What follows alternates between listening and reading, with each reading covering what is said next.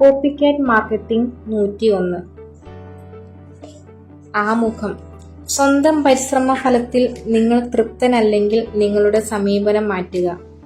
2 കാര്യങ്ങളാണ് ഈ കാലത്ത് ആവശ്യം. 1. സമ്പന്നർക്ക് വേണ്ടി എങ്ങനെയാണ് പാവപ്പെട്ടവർ ജീവിക്കുന്നത് എന്ന കാര്യം സമ്പന്നർ കണ്ടുപിടിക്കുക. 2. പാവപ്പെട്ടവർക്ക് വേണ്ടി എങ്ങനെയാണ് സമ്പന്നർ പ്രവർത്തിക്കുന്നത് എന്ന് പാവപ്പെട്ടവർ കണ്ടുപിടിക്കുക.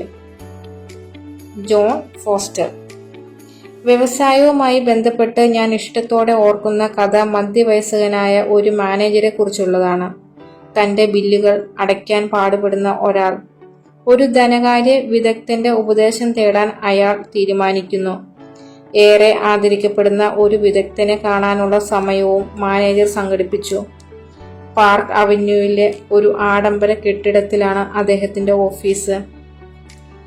ധനകാര്യ വിദഗ്ധന്റെ കമനീയമായി അലങ്കരിച്ച സ്വീകരണ മുറിയിലേക്ക് മാനേജർ കടന്നു ചെന്നു.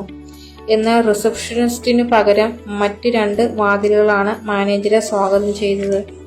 ഒന്നിൽ ജോലി ഉള്ളവർ എന്നും മറ്റേതിൽ സ്വയം തൊഴിലുള്ളവർ എന്നും രേഖപ്പെടുത്തിയിരുന്നു. ജോലി ഉള്ളവർ എന്ന് എഴുതിയ വാതിൽ തുറന്ന് മാനേജർ അകത്ത് കടന്നപ്പോൾ അതാ വീണ്ടും 2 വാതിലുകൾ കൂടി. ഒന്നിൽ $40,000 താഴെ സമ്പാദിക്കുന്നവർ എന്നും മറ്റേതിൽ $40,000 മേൽ സമ്പാദിക്കുന്നവർ എന്നും എഴുതിയിരുന്നു. $40,000 താഴെ സമ്പാദിക്കുന്നവർ എന്ന വാതിൽ തുറന്ന് മാനേജർ അകത്ത് ചെന്നപ്പോൾ വീണ്ടും 2 വാതിലുകൾ കൂടി. ഇടതുവശത്തെ വാതിൽ 1 വർഷം $2,000 കൂടുതൽ മിച്ചമുണ്ടാക്കുന്നവർ എന്നും വലതുവശത്തെ വാതിൽ 1 വർഷം $2,000 താഴെ മിച്ചമുണ്ടാക്കുന്നവർ എന്നും എഴുതിയിരുന്നു. മാനേജറുടെ 1 വർഷത്തെ സമ്പാദ്യം $1,000 താഴെ മാത്രമായതിനാൽ അദ്ദേഹം വലതുവശത്തെ വാതിൽ തുറന്നു. അത്ഭുതം! എത്തിയത് പാർക്ക് അവന്യൂ എന്ന തെരുവിന്റെ കൃത്യം പുറകുവശത്ത്. അയാൾ പുറപ്പെട്ടിടത്തു തന്നെ. ഒരേ ഫലത്തിലേക്ക് നയിക്കുന്ന ഒരേ വാതിലുകൾ. ഇതിൽ നിന്ന് സങ്കടകരമായ ഒരു കാര്യം മനസ്സിലാക്കാം. വ്യത്യസ്ത വാതിലുകൾ തുറക്കാൻ കഴിയുന്നില്ല എങ്കിൽ നമ്മുടെ മാനേജർക്ക് ഒരിക്കലും അദ്ദേഹം അകപ്പെട്ട ദുരിതപാതയിൽ നിന്ന് മോചനം സാധ്യമല്ല. ഈ കഥയുടെ ഗുണപാഠം ഇതാണ്. കൂടുതൽ പേരും ഈ മാനേജരെ പോലെയാണ്. ജീവിതത്തിൽ തുടങ്ങിയിടത്തേക്ക് തന്നെ തിരിച്ചു പോകാനുള്ള വാതിലുകളാണ് അവർ തിരഞ്ഞെടുക്കുന്നത്. നിങ്ങൾക്ക് വ്യത്യസ്തങ്ങളായ ഫലം ഉണ്ടാകണമെങ്കിൽ വ്യത്യസ്ത വാതിലുകൾ തിരഞ്ഞെടുക്കാതെ മറ്റു മാർഗമില്ല. ശരിയല്ലേ? എന്റെ ഉപദേഷ്ടാക്കളിൽ ഒരാൾ സദാ പറയും, എപ്പോഴും ചെയ്യുന്നത് തന്നെ നിങ്ങൾ ചെയ്തുകൊണ്ടിരുന്നാൽ എപ്പോഴും കിട്ടിക്കൊണ്ടിരിക്കുന്നത് തന്നെയാവും നിങ്ങൾക്ക് കിട്ടുക. നിങ്ങൾ 95% ആളാണോ അതോ 5% ആളോ? ഈ കഥയിലെ മാനേജരെ പോലെ ഭൂരിപക്ഷം മനുഷ്യരും ദുരിതപാതയിൽ അകപ്പെട്ടവരാണ്. കാരണം അവർ സാമ്പത്തിക അരക്ഷിതാവസ്ഥയുടെ ചക്രവ്യൂഹത്തിൽ പെട്ടുപോയവരാണ്. ഈ കഥയിലെ മാനേജരെ പോലെ മിക്കവാറും വ്യവസായവൽകൃത രാജ്യങ്ങളിലെ 95% തൊഴിലാളികളും ജോലി ഉള്ളവരാണ്. വർഷം തോറും അവർക്ക് $40,000 ഉണ്ടാക്കാനാകുന്നുണ്ട്. വർഷം തോറും $2,000 സമ്പാദിക്കുകയും ചെയ്യുന്നു. ഒറ്റ നോട്ടത്തിൽ ഈ തുകകൾ ആകർഷകമാണ്, പ്രത്യേകിച്ച് $40,000 താഴെ സമ്പാദിക്കാനാകുന്നവരെ സംബന്ധിച്ച്.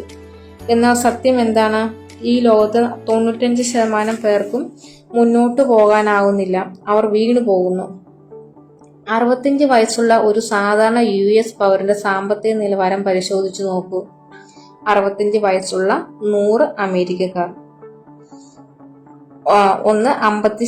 54% മറ്റുള്ളവരെ ആശ്രയിക്കുന്നവർ, 5% ജോലി ചെയ്തുകൊണ്ടിരിക്കുന്നവർ, 4% സാമ്പത്തിക സ്വാതന്ത്ര്യമുള്ളവർ, 1% സമ്പന്നർ, 36% സ്ഥിര വരുമാനക്കാർ. ഇതിൽ നിങ്ങൾ എവിടെയാണ്? 95%കാരിലേക്കുള്ള സാമ്പത്തിക വാതിൽ തുറക്കുന്ന ആളാണോ നിങ്ങൾ? അതോ 5%കാരന്റെ സാമ്പത്തിക സ്വാതന്ത്ര്യത്തിലേക്കും സമ്പത്തിലേക്കും നയിക്കുന്ന വാതിൽ തുറക്കുന്ന ആളോ? എന്റെ വിശ്വാസത്തിൽ അധികം പേരും തങ്ങൾക്ക് വേണ്ടി കൂടുതൽ ആഗ്രഹിക്കുന്നവരാണ്. സ്വന്തം കുടുംബത്തിന് വേണ്ടി. 65 വയസ്സാകുമ്പോഴേക്കും എല്ലാം നിറവേറ്റണമെന്ന ആഗ്രഹത്തോടെ. 5% ആകുന്നതിന്റെ ഗുണം തിരിച്ചറിഞ്ഞു കഴിഞ്ഞാൽ ഭൂരിപക്ഷം പേരും തങ്ങളുടെ ജീവിതത്തിൽ വ്യത്യസ്തങ്ങളായ വാതിലുകൾ തിരഞ്ഞെടുക്കുമെന്ന് തന്നെയാണ് എന്റെ വിശ്വാസം. ഒരു നിമിഷം ചിന്തിക്കൂ. നിങ്ങളുടെ ജീവിതത്തിൽ സമയവും പണവും ഒരു പ്രശ്നമല്ലെന്ന് ഒരു നിമിഷം ചിന്തിക്കൂ. ദിവസവും രാവിലെ നിങ്ങളുടെ മക്കളെ സ്കൂളിൽ അയക്കാൻ കഴിയുമെന്ന് ചിന്തിക്കൂ. നിങ്ങളുടെ ജോലി മൂലം അവർക്ക് സ്കൂളിലെ ഒരു കളിയും നഷ്ടമാകുന്നില്ലെന്ന് വിചാരിക്കൂ. നിങ്ങളുടെ കളിക്കിടെ നിങ്ങളുടെ ജോലിയെക്കുറിച്ച് പ്ലാൻ ചെയ്യാനാകുന്നുണ്ടെന്ന് സങ്കല്പിക്കൂ. അല്ലാതെ നിങ്ങളുടെ ജോലിക്കിടെ കളിയെക്കുറിച്ചല്ല. നിങ്ങൾ ഒരു അവധി യാത്രയ്ക്ക് പോകുന്നുവെന്ന് സങ്കല്പിക്കൂ. നിങ്ങളുടെ മേലധികാരി ആവശ്യപ്പെടുമ്പോഴല്ലാതെ നിങ്ങൾ ആഗ്രഹിക്കുന്ന സമയത്ത് നിങ്ങൾക്ക് തിരിച്ചു വരാനാകുന്നുണ്ടെന്ന് സങ്കല്പിക്കൂ. നിങ്ങളുടെ കാർ വായ്പയും പണയ സംഖ്യയും ക്രെഡിറ്റ് കാർഡ് ബില്ലുകളും എല്ലാ മാസ അവസാനവും അടയ്ക്കാനാകുന്നുണ്ടെന്ന് വിചാരിക്കൂ. സാമ്പത്തികമായി സ്വാതന്ത്ര്യമുള്ള 5% നിങ്ങൾ എന്ന് കരുതൂ. അവസാനമായി ഈ പുസ്തകം വായിക്കാൻ 1 മണിക്കൂർ നിങ്ങൾ ചെലവാക്കിയാൽ നിങ്ങൾ എപ്പോഴും അന്വേഷിച്ചു നടന്ന ആ വസ്തു കണ്ടെത്താനാകുമെന്ന് കരുതൂ. എങ്ങനെ പണമുണ്ടാക്കാം എന്നതിലേക്കുള്ള ഒരു താക്കോൽ. ഈ പുസ്തകത്തിന്റെ ലക്ഷ്യം: നിങ്ങൾക്ക് 5%ൽപ്പെട്ട ഒരാളാകാൻ അവസരം ലഭിക്കുന്നുവെന്ന് കരുതുക. നിങ്ങൾക്ക് അതിന്റെ നേട്ടം കൈവരിക്കാനാകുമോ? ഈ ചോദ്യത്തിനുള്ള ഏറ്റവും സത്യസന്ധമായ ഉത്തരം കഴിയും എന്നാണ്. അത് എങ്ങനെ എന്നതിനെക്കുറിച്ചാണ് ഈ പുസ്തകം പറയുന്നത്. സാമ്പത്തിക സ്വാതന്ത്ര്യത്തിലേക്കുള്ള വാതിലുകൾ എങ്ങനെ തുറക്കാം എന്ന രഹസ്യം വരുന്ന പേജുകളിലൂടെ നിങ്ങൾക്ക് പഠിക്കാൻ കഴിയും. ഭൂരിപക്ഷം പേരും 95%ൽപ്പെട്ടവരാണ്. കാരണം നിശ്ചിത ശമ്പളമുള്ള സ്ഥിര ജോലികളിലേക്കും സാമ്പത്തിക ആശ്രിതത്വത്തിലേക്കും ഉള്ള വാതിലുകൾ തുറക്കുന്നവരെ അനുകരിക്കാനാണ് ഈ ഭൂരിപക്ഷവും പഠിച്ചിരിക്കുന്നത്. ഈ കാര്യം കോപ്പിക്കാറ്റ് മാർക്കറ്റിംഗ് 101 നിങ്ങളെ ബോധ്യപ്പെടുത്തും.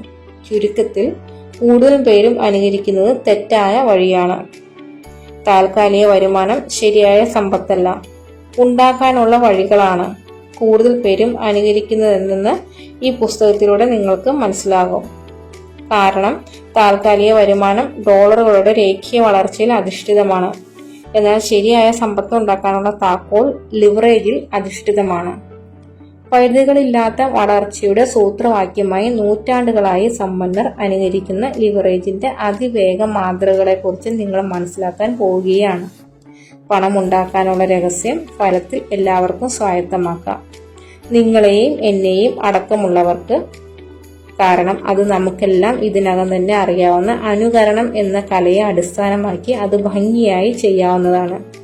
സാധാരണക്കാരനായ ഒരാൾക്ക് സമ്പത്തുണ്ടാക്കാനുള്ള ലളിതമായ സംവിധാനങ്ങൾ അനുകരിച്ച് സമയാധിഷ്ഠിത പണലഭ്യത എന്ന കെണി തകർത്ത് സാമ്പത്തിക സ്വാതന്ത്ര്യത്തിന്റെ ലോകത്തേക്ക് എങ്ങനെ കടന്നു വരാൻ കഴിയുമെന്ന് നിങ്ങൾ മനസ്സിലാക്കാൻ പോവുകയാണ്. അധ്യായം 1. അനുകരണ കലയുടെ ലോകത്താണ് നാം ജീവിക്കുന്നത്. കുട്ടികൾ മുതിർന്നവർ പറയുന്നത് ശ്രദ്ധിക്കുന്നതിൽ അത്ര സമർത്ഥരല്ല. എന്നാൽ അവരെ അനുകരിക്കുന്നതിൽ കുട്ടികൾ ഒരിക്കലും തോൽക്കാറില്ല. ജെയിംസ് ബാൾഡിൻ, എഴുത്തുകാരൻ. കുട്ടിയായിരിക്കുമ്പോൾ ഞാൻ വായിച്ച ആദ്യ പുസ്തകങ്ങളിലൊന്ന് ഒരു തമാശ പുസ്തകമാണ്. എന്നെയും കൂട്ടുകാരെയും ആർത്ത് ചിരിപ്പിച്ച അതിലൊരു സാധാരണ തമാശ ഇപ്പോഴും ഓർക്കുന്നു. പണം കൊണ്ട് തന്നെ പണമുണ്ടാക്കാം, അതിന്റെ ഡിസൈൻ കൃത്യമായി പകർത്തിയാൽ മതി. ഇതൊരു സാധാരണ തമാശയാണ്, അങ്ങനെയല്ലേ? എന്നാൽ അതുണ്ടാക്കിയ വികാരം ഗൗരവകരമായിരുന്നു. ഇതേ രീതിയിൽ കോപ്പിയടിയിലൂടെ പകർത്തലിലൂടെ സമ്പത്തുണ്ടാക്കാനുള്ള മാർഗം നമുക്ക് കണ്ടെത്താനാകില്ലേ? ഇതേക്കുറിച്ച് ഒന്നുകൂടി ചിന്തിക്കുക. നമ്മൾ ജീവിതത്തിൽ എല്ലാം പകർത്തുകയാണ് ചെയ്യുന്നത്, അങ്ങനെയല്ലേ? എന്നാൽ യഥാർത്ഥ സമ്പത്തുണ്ടാക്കാനുള്ള വഴി പകർത്താനുള്ള വിദ്യ നമ്മൾ പഠിക്കുന്നില്ല. അനുകരണത്തിന്റെ, കോപ്പിയടിയുടെ ശക്തിയെക്കുറിച്ചു നിമിഷങ്ങൾ നമുക്ക് ചിന്തിക്കാം. എന്നിട്ട് ഭൂരിപക്ഷം പേർക്കും സമ്പത്ത് ഉണ്ടാക്കാനുള്ള അനുകരണ വിദ്യ എന്തുകൊണ്ട് കണ്ടെത്താനാകുന്നില്ല എന്നതിന്റെ കാരണങ്ങൾ നമുക്ക് പരിശോധിക്കാം. അനുകരണ വിദ്യയിൽ നാം എല്ലാവരും സമർത്ഥരാണ്. സവിശേഷമായ ചില കഴിവുകളും സിദ്ധികളും കൊണ്ട് അനുഗ്രഹിക്കപ്പെട്ടവരാണ് നമ്മൾ. അതാണ് നമ്മളെ ഓരോരുത്തരെയും സവിശേഷ വ്യക്തിത്വങ്ങളാക്കുന്നത്. ചിലർക്ക് നന്നായി നൃത്തം ചെയ്യാൻ അറിയാം, മറ്റുള്ളവർക്ക് അവരുടെ കാൽപാദങ്ങളെ നൃത്തത്തിലേക്ക് ആവാഹിക്കാൻ കഴിവില്ല. ചിലർ നന്നായി വരയ്ക്കും, മറ്റുള്ളവർക്ക് ഒരു നേർരേഖ പോലും വരയ്ക്കാൻ അറിയില്ല. ചിലർ പ്രതിഭാശാലികളായ അത്ലറ്റുകളായിരിക്കും, എന്നാൽ ചിലർക്ക് ഇടറാതെ ഒരടി പോലും സഞ്ചരിക്കാനാകില്ല. എന്നാൽ നമ്മളിൽ ഓരോരുത്തർക്കും എല്ലാ വ്യത്യസ്തതകൾക്കും അതീതമായി നന്നായി ചെയ്യാവുന്ന കാര്യം അനുകരണമാണ്. അനുകരണ വിദ്യയിൽ നാം എത്ര സമർത്ഥരാണ് എന്ന് നിങ്ങൾ എപ്പോഴെങ്കിലും ചിന്തിച്ചിട്ടുണ്ടോ? എന്നാൽ ഇക്കാര്യത്തിൽ നാം അനുഗ്രഹീതരാണ്. നമ്മൾ പ്രതിഭാശാലികളെയാണ് അനുകരിക്കുന്നത്. ഏവർക്കും പൊതുവായി നന്നായി ചെയ്യാൻ കഴിയുന്ന കാര്യമാണിത്. നമ്മൾ എവിടെ ജീവിക്കുന്നു? നമുക്ക് ഏതു തരം കഴിവാണുള്ളത്? നമ്മൾ വെളുത്തിട്ടാണോ കറുത്തിട്ടാണോ, പുരുഷനാണോ സ്ത്രീയാണോ, ദരിദ്രനാണോ സമ്പന്നനാണോ, ഇതൊന്നും അനുകരണത്തെ ബാധിക്കുന്നില്ല. അതുകൊണ്ട് സമ്പത്തുണ്ടാക്കാനുള്ള അനുകരണ വിദ്യയിലേക്ക് പ്രവേശിക്കുന്നതിൽ നിന്ന് എന്തിന് ഇനിയും മടിച്ചു നിൽക്കണം? അനുകരണ വിദ്യ ചൊട്ട മുതൽ ചുടല വരെ. ജനനം മുതൽ തുടങ്ങുന്നു അനുകരണ വിദ്യ. നാം സംസാരിക്കുന്ന ഭാഷ നമ്മൾ അനുകരിക്കുന്നതാണ്. ഭക്ഷണം കഴിക്കുന്നത്, മുടി ചീകി വയ്ക്കുന്നത്, നടക്കുന്നത്, വസ്ത്രം ധരിക്കുന്നത് എല്ലാം നാം അനുകരിക്കുകയാണ്. സ്കൂളിൽ വായിക്കാനും എഴുതാനും പഠിക്കുന്നത് അക്ഷരമാലയിലെ അക്ഷരങ്ങളെ അനുകരിച്ചാണ്. നിങ്ങൾ ഒരു പടിഞ്ഞാറൻ സംസ്കാരത്തിൽ ജനിച്ചയാളാണെങ്കിൽ പേജിന്റെ ഇടതുവശത്ത് നിന്ന് വലതുവശത്തേക്ക് എഴുതുന്നത് അനുകരിച്ചു തുടങ്ങുന്നു. ചില ഏഷ്യൻ പ്രദേശങ്ങളിലാണെങ്കിൽ പേജിന്റെ വലതുവശത്ത് നിന്ന് ഇടതുവശത്തേക്കും. വലുതാകുമ്പോൾ കാർ ഓടിക്കാൻ പഠിക്കുന്നതും ഇതേ അനുകരണ വിദ്യയിലൂടെയാണ് അല്ലേ? കണ്ണാടിയിലൂടെ പിന്നിലെ വാഹനങ്ങൾ ശ്രദ്ധിക്കുന്നതും, സിഗ്നലിൽ വളയ്ക്കുന്നതും, ഗ്യാസ് പെഡൽ സാവധാനം തള്ളുന്നതും, വേഗത നിയന്ത്രിക്കുന്നതും, വാഹനം നിർത്തുന്നതുമെല്ലാം പരിശീലനം നമുക്ക് കാണിച്ചു തരുന്നു.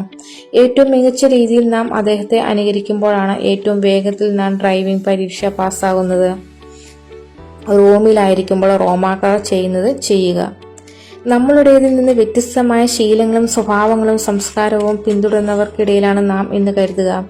എങ്കിലും ഇവയെല്ലാം നാം വളരെ നന്നായി അനുകരിച്ചു തുടങ്ങും. റോമിലായിരിക്കുമ്പോൾ റോമാക്കാർ ചെയ്യുന്നത് ചെയ്യുക എന്നതിൻ്റെ അർത്ഥം ഇതാണ്. മറ്റു രാജ്യങ്ങളിലെത്തുമ്പോൾ നാം അവിടുത്തെ വ്യത്യസ്തമായ സംസ്കാരങ്ങളെ ആദരിക്കുകയും ബഹുമാനിക്കുകയും ചെയ്യണം.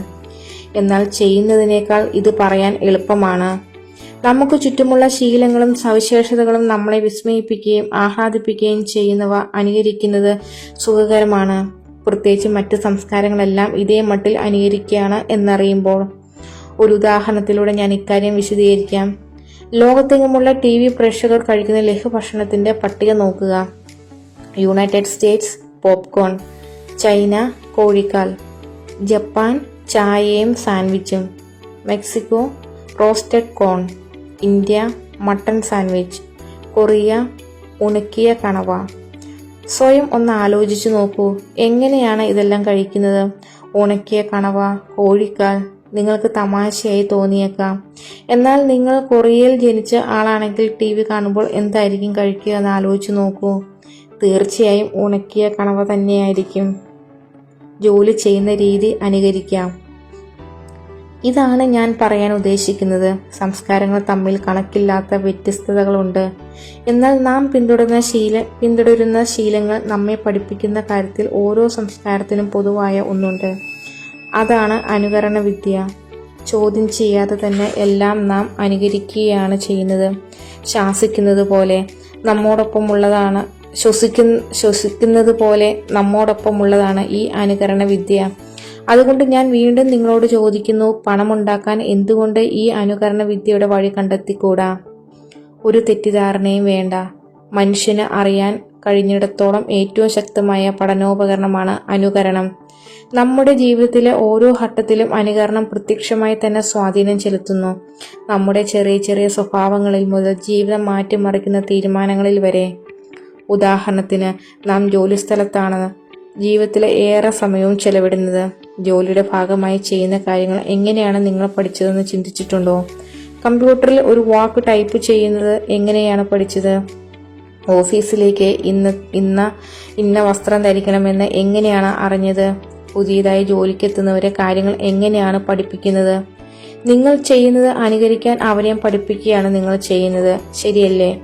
ഒരു മനഃശാസ്ത്രജ്ഞൻ ഇതിനെ മോഡലിംഗ് എന്നോ പ്രതിബിംബിക്കൽ എന്നോ പറയും. എന്നാൽ ഞാൻ ഇതിനെ പ്രൊഫഷണൽ അനുകരണ വിദ്യ എന്നാണ് പറയുക. ഒരു സംശയവുമില്ല, ചൊട്ട മുതൽ ചുടല വരെ നാം അനുകരിക്കുക തന്നെയാണ്. കാരണം അനുകരണം എന്നത് ചെയ്യാൻ എളുപ്പമായ ഒന്നാണ്. സദാ വെട്ടിയും തിരുത്തിയും കൊണ്ടിരുന്നാൽ നമുക്ക് ഒന്നും സൃഷ്ടിക്കാനാകില്ല. അതിൽ പ്രതിഭാശാലിയാകാം എന്നല്ലാതെ. കുരങ്ങൻ കാണുന്നു, കുരങ്ങൻ ചെയ്യുന്നു എന്ന പ്രയോഗത്തെ വളരെ എളുപ്പത്തിൽ ഇങ്ങനെ തിരുത്തി വായിക്കാം: മനുഷ്യൻ കാണുന്നു, മനുഷ്യൻ ചെയ്യുന്നു.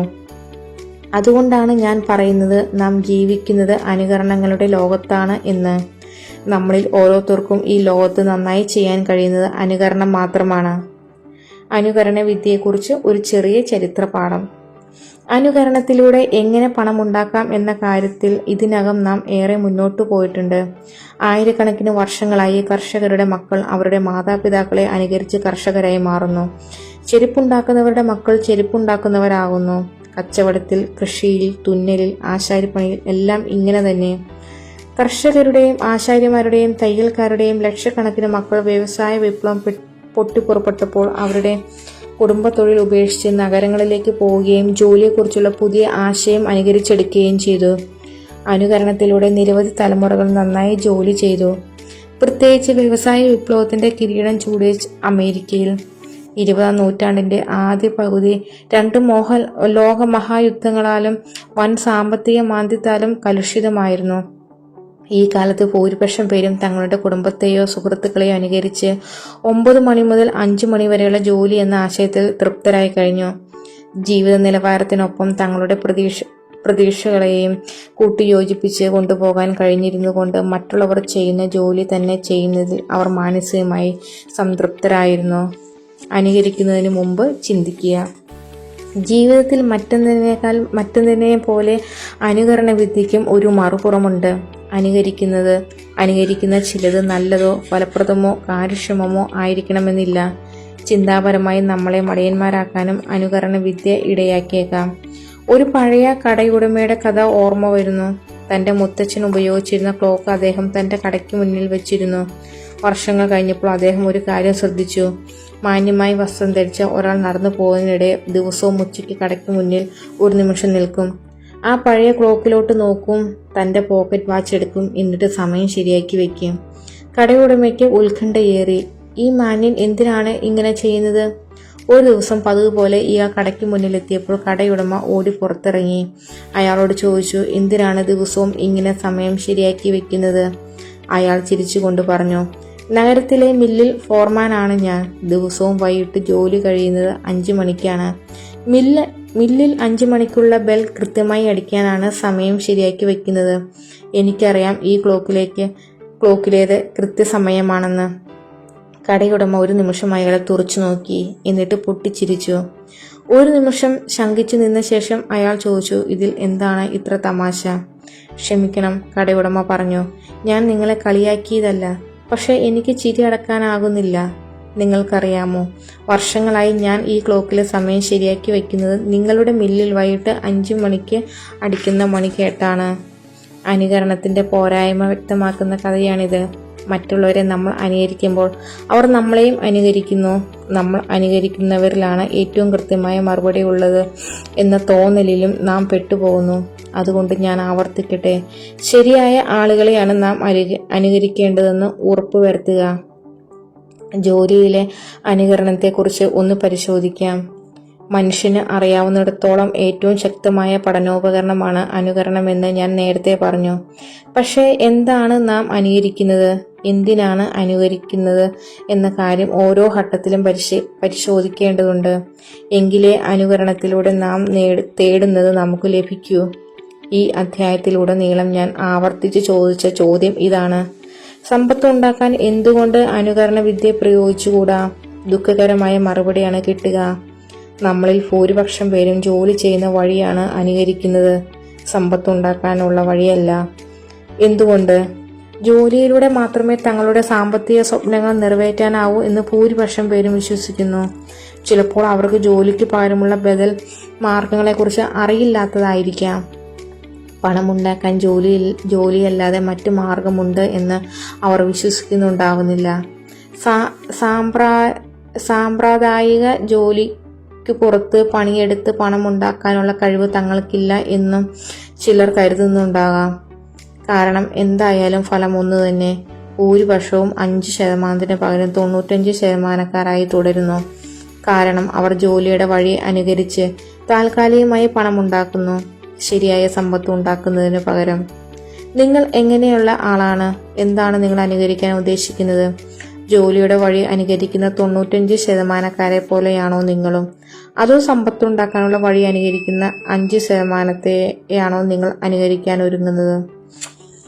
രക്ഷപ്പെട്ടു. നിങ്ങളുടെ ധാരണകളിൽ നിന്ന്. ബുദ്ധിമാനായ ഒരാൾ ഒരിക്കൽ ഇങ്ങനെ പറഞ്ഞു, നിങ്ങളുടെ മനസ്സ് പാരച്യൂട്ട് പോലെയാണ്, തുറന്നു കഴിഞ്ഞാൽ അത് പ്രവർത്തിക്കൂ. ഈ പറഞ്ഞതിന് മുമ്പത്തേക്കാളും പ്രസക്തിയുണ്ട്. നാം മനസ്സ് തുറന്ന് കാണേണ്ട സമയമായി. ജോലി എന്നത് വെറും വരുമാനം മാത്രം ഉണ്ടാക്കാനുള്ള ഒരു സംവിധാനമാണ്. സമ്പത്തുണ്ടാക്കാൻ അതിന് കഴിയില്ല. കീഴടങ്ങാതെ ജീവിതത്തിൽ മുന്നോട്ട് പോകാൻ ഗൗരവപൂർവ്വം നിങ്ങൾ ആലോചിക്കുന്നുണ്ടെങ്കിൽ ആദ്യം ചെയ്യേണ്ടത് നിങ്ങളുടെ ധാരണകളിൽ നിന്ന് രക്ഷപ്പെടുക എന്നതാണ്. എന്നിട്ട് സമ്പത്തുണ്ടാക്കാനുള്ള ബദൽ മാർഗങ്ങളിലേക്ക് മനസ്സിന് തുറന്നിടൂ. ജോലി എന്നെഴുതി വെച്ച വാതിൽ തുറന്ന് അകത്ത് കടക്കുന്ന 95% പേരും ഏറെ കാലത്തിന് ശേഷം തുടങ്ങിയെടുത്ത് തന്നെ തിരിച്ചെത്തുമെന്ന് ഞാൻ വിശ്വസിക്കുന്നു. നാം നേരത്തെ കണ്ട ആ കഥയിലെ മാനേജരെ പോലെ. എന്നാൽ വ്യത്യസ്തങ്ങളായ നേട്ടമുണ്ടാക്കണം എന്ന് ശരിക്കും വിചാരിക്കുന്നുണ്ടെങ്കിൽ 5%പ്പെട്ട ആളാകണം എന്ന് കരുതുന്നുണ്ടെങ്കിൽ നാം തുറക്കേണ്ടത് സമ്പത്തുണ്ടാക്കാനുള്ള വാതിലുകളാണ്. വരുമാനമുണ്ടാക്കുന്നതും സമ്പത്തുണ്ടാക്കുന്നതും തമ്മിലുള്ള വ്യത്യാസത്തെക്കുറിച്ച് അടുത്ത അധ്യായത്തിൽ കുറെ കൂടി ആഴത്തിൽ വിശദമാക്കാം. ചരിത്രത്തിൽ ഒരിക്കലും ഇല്ലാത്ത വിധം യഥാർത്ഥ സമ്പത്ത് ആർജിക്കാൻ ഏറ്റവും അനുയോജ്യമായ സമയം ഇതാണ് എന്ന് നാം തിരിച്ചറിയാൻ പോവുകയാണ്. അധ്യായം 2. എന്താണ് യഥാർത്ഥ സമ്പത്ത്? ആളുകളോട് നിങ്ങൾ സമ്പന്നനാണെന്ന് പറയണമെങ്കിൽ നിങ്ങൾ സമ്പന്നൻ അല്ലായിരിക്കണം. ജോ ഇ ബ്രൗൺ, ഹാസ്യതാരം. സമ്പന്നനാകുക എന്നാൽ എന്താണ് ഉദ്ദേശിക്കുന്നത്? ശരിക്കും സമ്പന്നൻ എന്നതാണ് ഞാൻ അർത്ഥമാക്കുന്നത്. സമ്പത്ത് എന്ന വാക്ക് മറ്റു നിരവധി കാര്യങ്ങളെയും മറ്റു നിരവധി വ്യക്തികളെയും അർത്ഥമാക്കുന്നതാണ്. എന്നെ സംബന്ധിച്ച് സമ്പത്ത് എന്നാൽ സാധനങ്ങൾ വാങ്ങാനുള്ള കഴിവ് മാത്രമല്ല. അതും ഇതിൻ്റെ നല്ലൊരു വശമാണെങ്കിലും എന്നെ സംബന്ധിച്ച് യഥാർത്ഥ സമ്പത്ത് എന്നത് സ്വാതന്ത്ര്യം എന്നതിൻ്റെ പര്യായ പദമാണ്. ഇതാണ് സമ്പത്തിനെക്കുറിച്ചുള്ള എൻ്റെ വ്യക്തിപരമായ നിർവചനം. ഇത് സമ്പത്ത് എന്നതിൻ്റെ ഏറ്റവും വലിയ ഗുണഫലങ്ങളെ കൂടി ഉൾക്കൊള്ളുന്നു എന്നും ഞാൻ കരുതുന്നു. നിങ്ങൾ ചെയ്യാൻ ആഗ്രഹിക്കുന്നത് ഉദ്ദേശിക്കുന്ന സമയത്ത് ചെയ്യാനുള്ള മതിയായ പണവും മതിയായ സമയവും ഉണ്ടായിരിക്കുക എന്നതിനെയാണ് സമ്പത്ത് എന്ന് പറയുന്നത്. നിങ്ങൾ വിചാരിക്കുന്നുണ്ടോ കോടികൾ സ്വന്തമായുള്ള ബിൽ ഗേറ്റ്സ് മൈക്രോസോഫ്റ്റിന്റെ CEO ആയി ജോലി ചെയ്തത് അദ്ദേഹത്തിന് അത് ചെയ്യേണ്ടി വന്നതുകൊണ്ടാണ് എന്ന്, അല്ലെങ്കിൽ അദ്ദേഹത്തിന് അത് ആവശ്യമായി വന്നു എന്നത് കൊണ്ടാണ് എന്ന്? എന്നാൽ ബിൽ ഗേറ്റ്സിന് താൻ ആഗ്രഹിക്കുന്നത് ആവശ്യമുള്ളപ്പോൾ ചെയ്യാൻ മതിയായ പണവും മതിയായ സമയവും ഉണ്ടായിരുന്നു എന്ന് പറയുന്നതായിരിക്കും ഉചിതം. കാരണം ബിൽ ഗേറ്റ്സ് ഉണ്ടാക്കിയത് യഥാർത്ഥ സമ്പത്താണ്, വെറും വരുമാനമല്ല. മറ്റൊരു വിധത്തിൽ പറഞ്ഞാൽ യഥാർത്ഥ സമ്പത്ത് എന്നത് സ്വാതന്ത്ര്യം തന്നെയാണ്. സമ്പത്ത് എന്നാൽ തിരഞ്ഞെടുക്കാനുള്ള സ്വാതന്ത്ര്യമാണ്. ബിൽ ഗേറ്റ്സിനെ പോലൊരു സമ്പന്നനാണ് ചക്ക് ഫീനി. ലോകത്തെങ്ങുമുള്ള വിമാനത്താവളങ്ങളിലെ 100 കണക്കിന് ഡ്യൂട്ടി ഫ്രീ ഷോപ്പുകളുടെ സ്ഥാപകൻ എന്ന നിലയിൽ കോടീശ്വരൻ. അഥവാ അദ്ദേഹത്തിന് കോടികളുടെ വിലയുണ്ടെന്ന് ഞാൻ പറയും.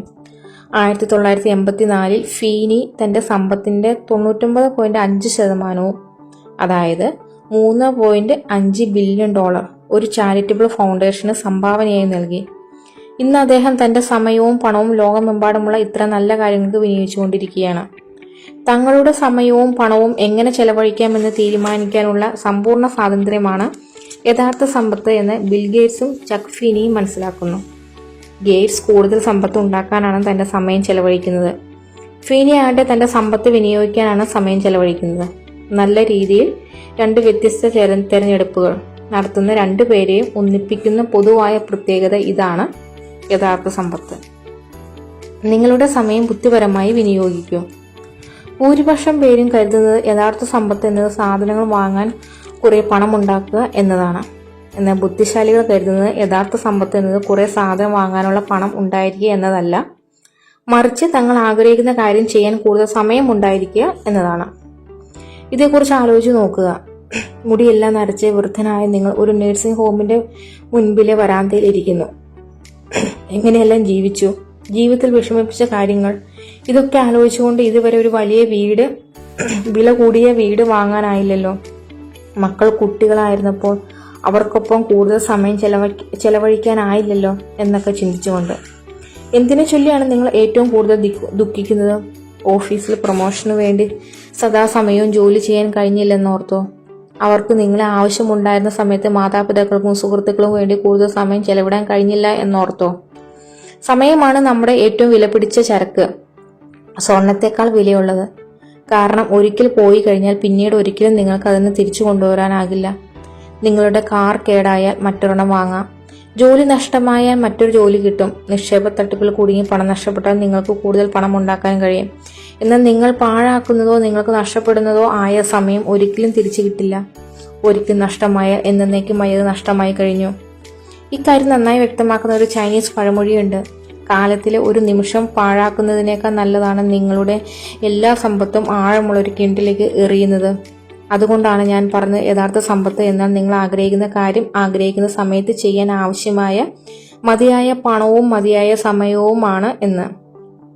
ഒരു സംശയവുമില്ലാതെ പറയാൻ കഴിയും, എങ്ങനെ നിങ്ങളുടെ പണം ചെലവഴിക്കണം എന്ന കാര്യം തീരുമാനിക്കാനുള്ള സ്വാതന്ത്ര്യമാണ് യഥാർത്ഥ സമ്പത്തിന്റെ ഏറ്റവും വലിയ പ്രയോജനം എന്ന്. വരുമാനമുണ്ടാക്കാൻ പണക്കിണിയിലകപ്പെട്ട സമയം. നിങ്ങൾക്കറിയാമോ, വർഷം $150,000 കൂടുതൽ ഉണ്ടാക്കുന്ന കഠിനാധ്വാനികളായ ഏതെങ്കിലും ഡോക്ടർമാരോ വക്കീലന്മാരോ തങ്ങൾ കണിയിലാകപ്പെട്ടതായി കരുതുന്നുണ്ടോ? അവരുണ്ടാക്കുന്നത് ശരിക്കുമുള്ള സമ്പത്താണോ? സമ്പത്തിനെ കുറിച്ചുള്ള എൻ്റെ നിർവചനപ്രകാരം അല്ല എന്നാണ് ഉത്തരം. എന്തുകൊണ്ട്? ഉയർന്ന ശമ്പളമുള്ള പ്രൊഫഷണലുകൾക്ക് അവർ ആഗ്രഹിക്കുന്ന സാധനങ്ങൾ വാങ്ങാൻ പണമുണ്ടാകും. എന്നാൽ ഭൂരിപക്ഷത്തിനും ആവശ്യത്തിന് സമയമുണ്ടാകില്ല. കാരണം അവർക്ക് രാപ്പകൽ ജോലിയിൽ മുഴുകേണ്ടി വരുന്നു. ഫലത്തിൽ തങ്ങളുടെ ജീവിത രീതി നിലനിർത്താൻ ആവശ്യമായ വരുമാനത്തിന് വേണ്ടി അവർക്ക് ജോലി ചെയ്യേണ്ടി വരുന്നു. ജോലിയിൽ ബന്ധിതരായ ആളുകൾ എത്ര കൂടുതലോ കുറവോ സമ്പാദിക്കുന്നു എന്നിരിക്കട്ടെ, അവർ വരുമാനമുണ്ടാക്കൽ എന്ന കർമ്മത്തിന്റെ ഇരകളാണ്, സമ്പത്തുണ്ടാക്കുന്നതിൻ്റെ അല്ല.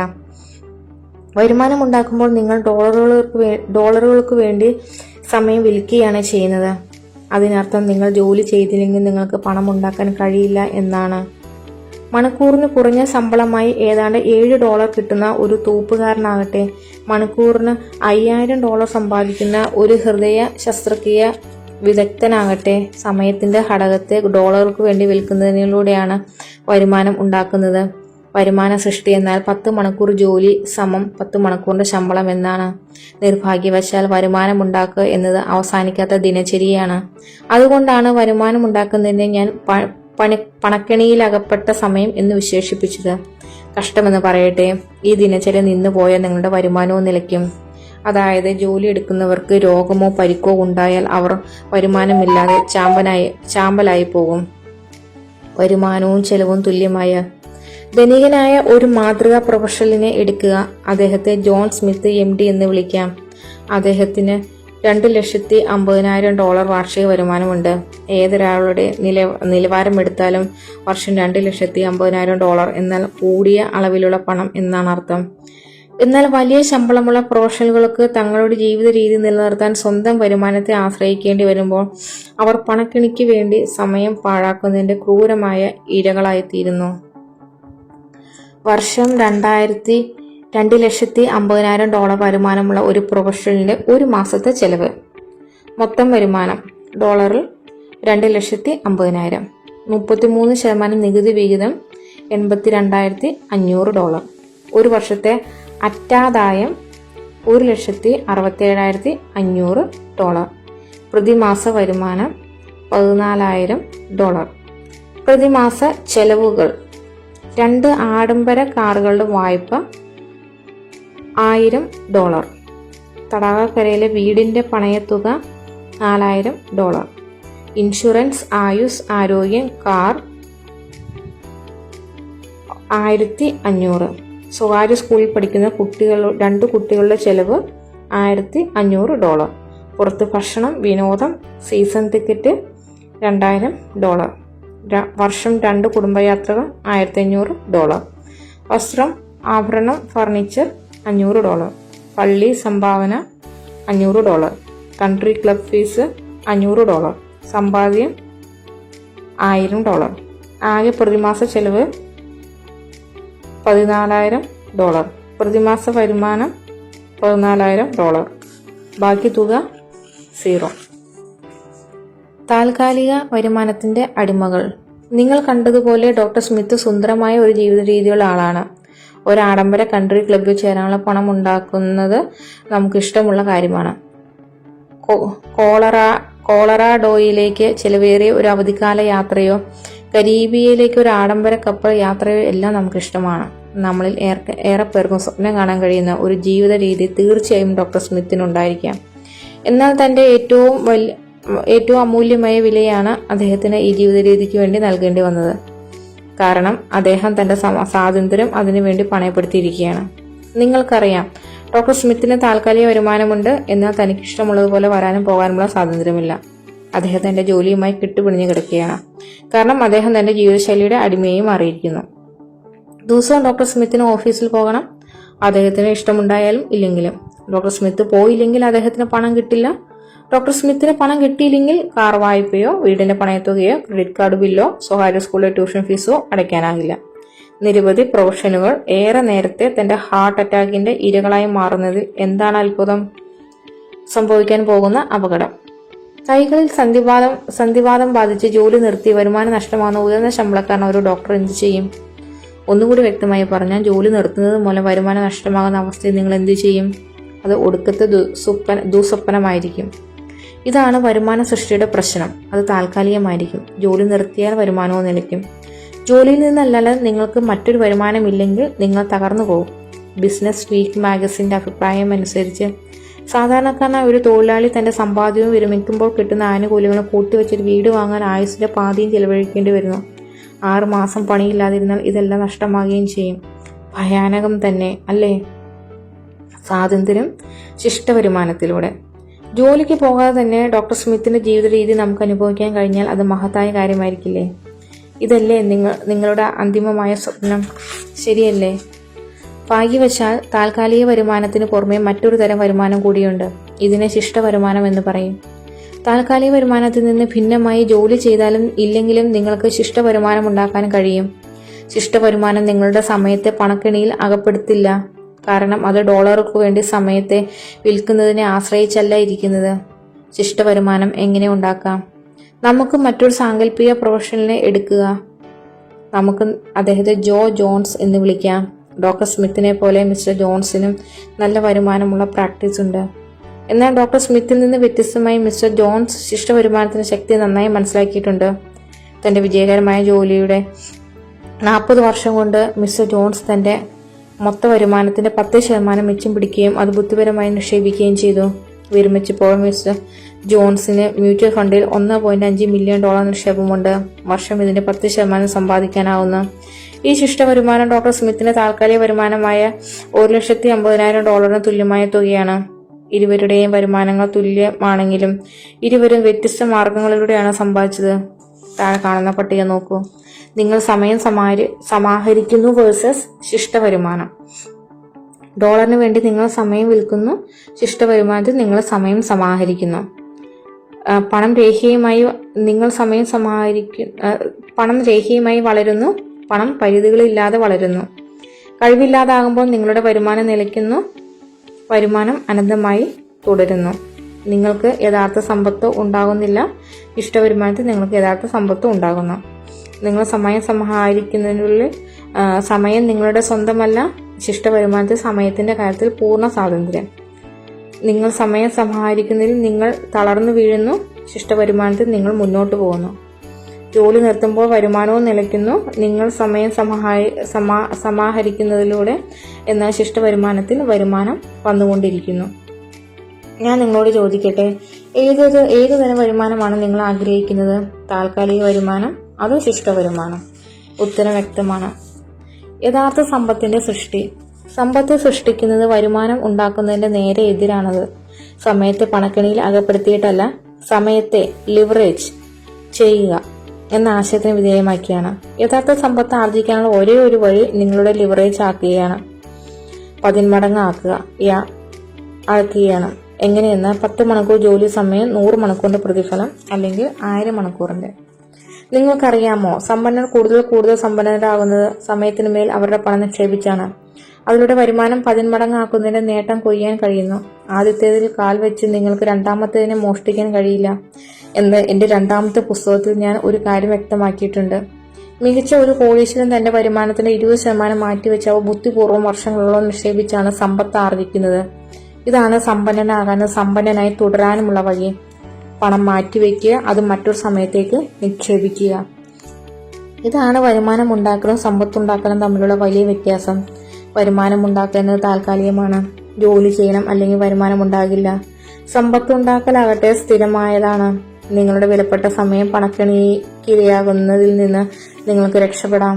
പണയത്തെയും സമയത്തെയും നിങ്ങളുടെ കൈപ്പിടിയിൽ ഒതുക്കി നിങ്ങൾക്ക് വേണ്ടി പ്രവർത്തിക്കാൻ അനുവദിച്ചാൽ നിങ്ങളുടെ സമയം 10 മടങ്ങാക്കുക. മിസ്റ്റർ ജോൺസിനെ പോലെ പ്രതിമാസ ശമ്പളത്തെ $1.5 മില്യൺ ഇരട്ടിപ്പിക്കാൻ ചുരുക്കം ചിലർക്കേ കഴിയൂ. അല്ലെങ്കിൽ അതിനുള്ള അച്ചടക്കം ചുരുക്കം ചിലർക്കേ ഉള്ളൂ. യഥാർത്ഥ സമ്പത്തുണ്ടാക്കാനുള്ള പരീക്ഷിച്ച് വിജയിച്ച ഒരേ ഒരു മാർഗമല്ല പണത്തിന്റെ ലിവറേജിംഗ് അഥവാ പണം 10 മടങ്ങാക്കൽ. യഥാർത്ഥ സമ്പത്തുണ്ടാക്കാനുള്ള മറ്റൊരു വഴി നിങ്ങളുടെ സമയം പാഴാക്കുന്നതിന് പകരം സമയത്തിൽ നിക്ഷേപം നടത്തി അതിനെ 10 മടങ്ങാക്കുകയാണ്. നാം പറയാറുണ്ട്, സമയമാണ് പണം, ഇല്ലേ?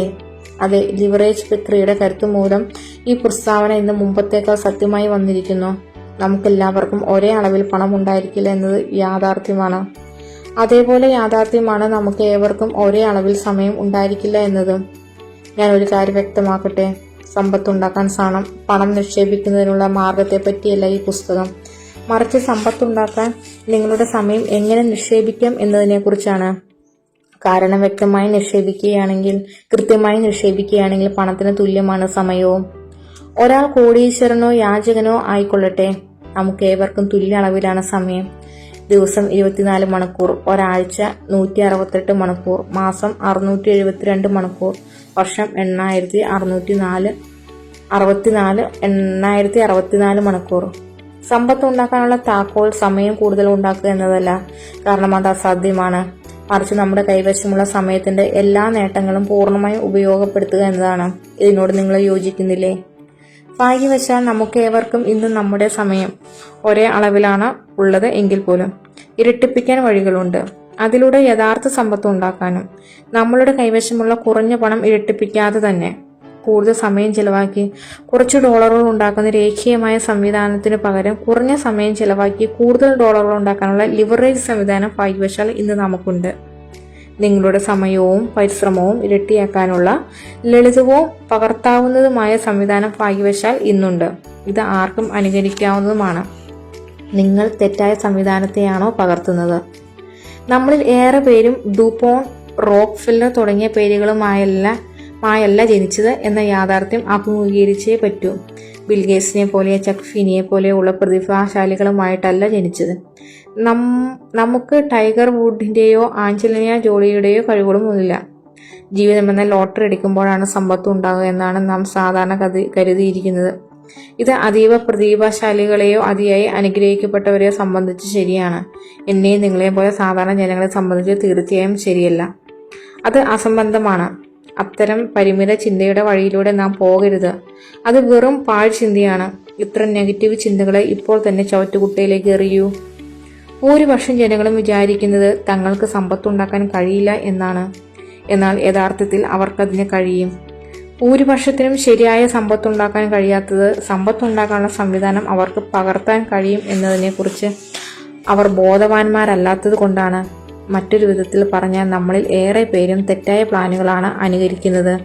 കാരണം സമ്പത്തുണ്ടാക്കാനുള്ള മാതൃകാ സംവിധാനം പകർത്താനാവുന്നതിനെക്കുറിച്ച് നാം ബോധവാന്മാരല്ല. നമുക്ക് പരിചയമുള്ളവർ ചെയ്യുന്നതാണ് നാം പകർത്തുന്നത്. നാം ഒരു ജോലി സ്വീകരിക്കുന്നു, അധികം പേരും ചെയ്യുന്നത് തന്നെ നമ്മളും ചെയ്യുന്നു. അതിന്റെ ഫലമായി അവർക്ക് കിട്ടുന്നതും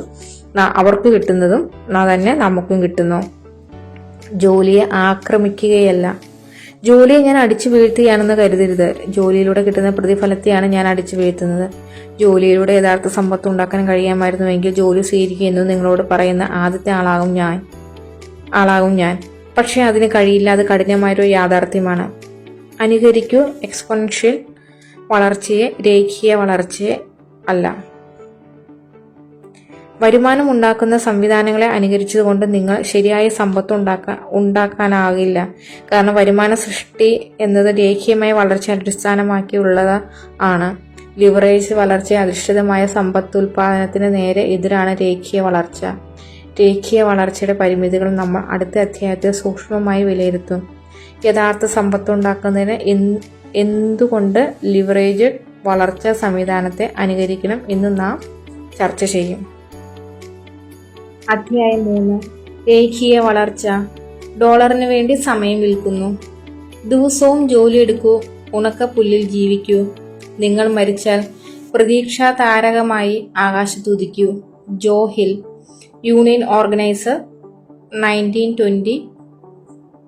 ഞാൻ എൻ്റെ സെമിനാറുകളിൽ പറയുന്ന കാര്യം ഇതാണ്.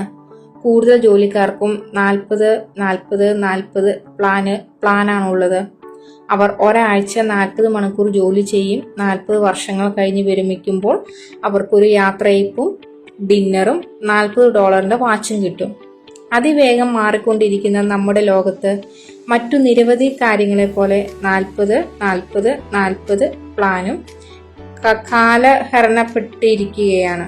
ഇന്ന് നമ്മളിൽ ഏറെ പേർക്കും 50-50-50 പ്ലാനാണ് ഉള്ളത്.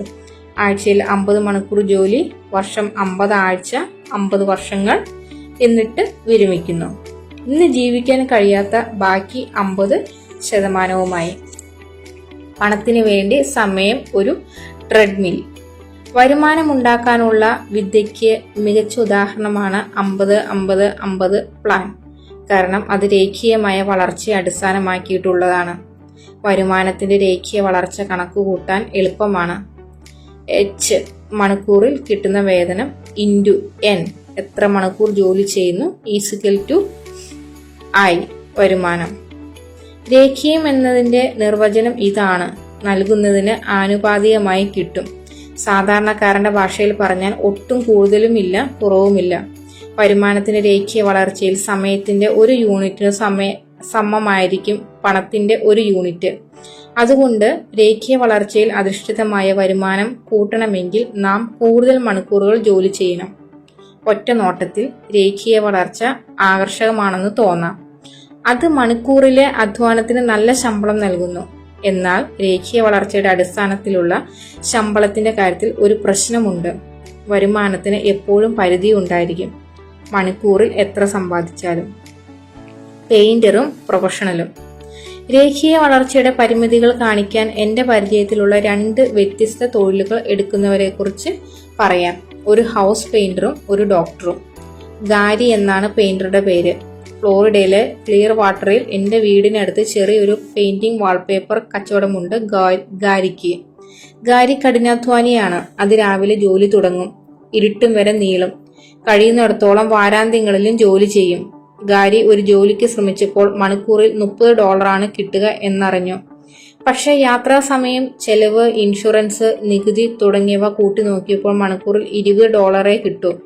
ദിവസം 10 മണിക്കൂർ, ആഴ്ചയിൽ 6 ദിവസം ജോലി ചെയ്താൽ വർഷത്തിൽ അദ്ദേഹത്തിന് സമ്പാദിക്കാൻ കഴിയുന്നത് എത്രയെന്ന് നോക്കുക.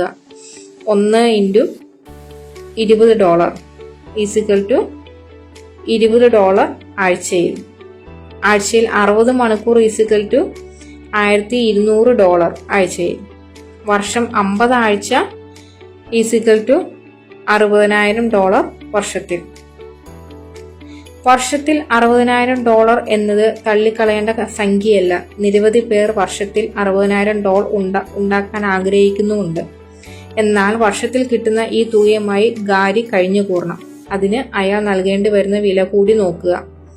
ആഴ്ചയിൽ ഭാര്യയ്ക്കും മക്കൾക്കും ഒപ്പം കഴിയാൻ അയാൾക്ക് കിട്ടുന്നത് ഒരു ദിവസം മാത്രം. എത്ര കഠിനമായി പ്രയത്നിച്ചാലും വർഷത്തിൽ $60,000 കൂടുതൽ അയാൾക്ക് കിട്ടില്ല. അയാൾക്ക് ആവശ്യത്തിന് ഓഫ് ടൈം കിട്ടില്ല. കിട്ടിയാൽ തന്നെ ഏറെ ക്ഷീണിതനായതുകൊണ്ട് ആ സമയം ആസ്വദിക്കാനാകില്ല. ഇതാണ് രേഖീയ വളർച്ചയിൽ അധിഷ്ഠിതമായ ശമ്പളത്തിന് വേണ്ടി ജോലി ചെയ്യുമ്പോഴുള്ള പ്രശ്നം. ചെയ്ത ജോലിക്ക് ഒരിക്കൽ മാത്രമേ ഗാരിക്ക് പ്രതിഫലം കിട്ടൂ.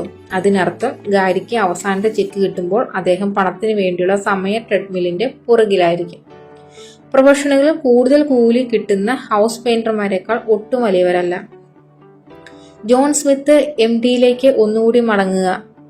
തന്റെ മെഡിക്കൽ പ്രാക്ടീസിൽ നിന്ന് അദ്ദേഹം ഒരു വർഷം $250,000 ഉണ്ടാക്കുന്നുണ്ട്. ഡോക്ടർ സ്മിത്ത് ഒരു ജനറൽ പ്രാക്ടീഷണറാണ്. സ്വന്തമായി സ്വകാര്യ പ്രാക്ടീസും ഉണ്ട്. അദ്ദേഹത്തിന്റെ 4 മുഴുവൻ സമയ ജീവനക്കാരിൽ 2 പേർ രജിസ്ട്രേഡ് നഴ്സുമാരാണ്.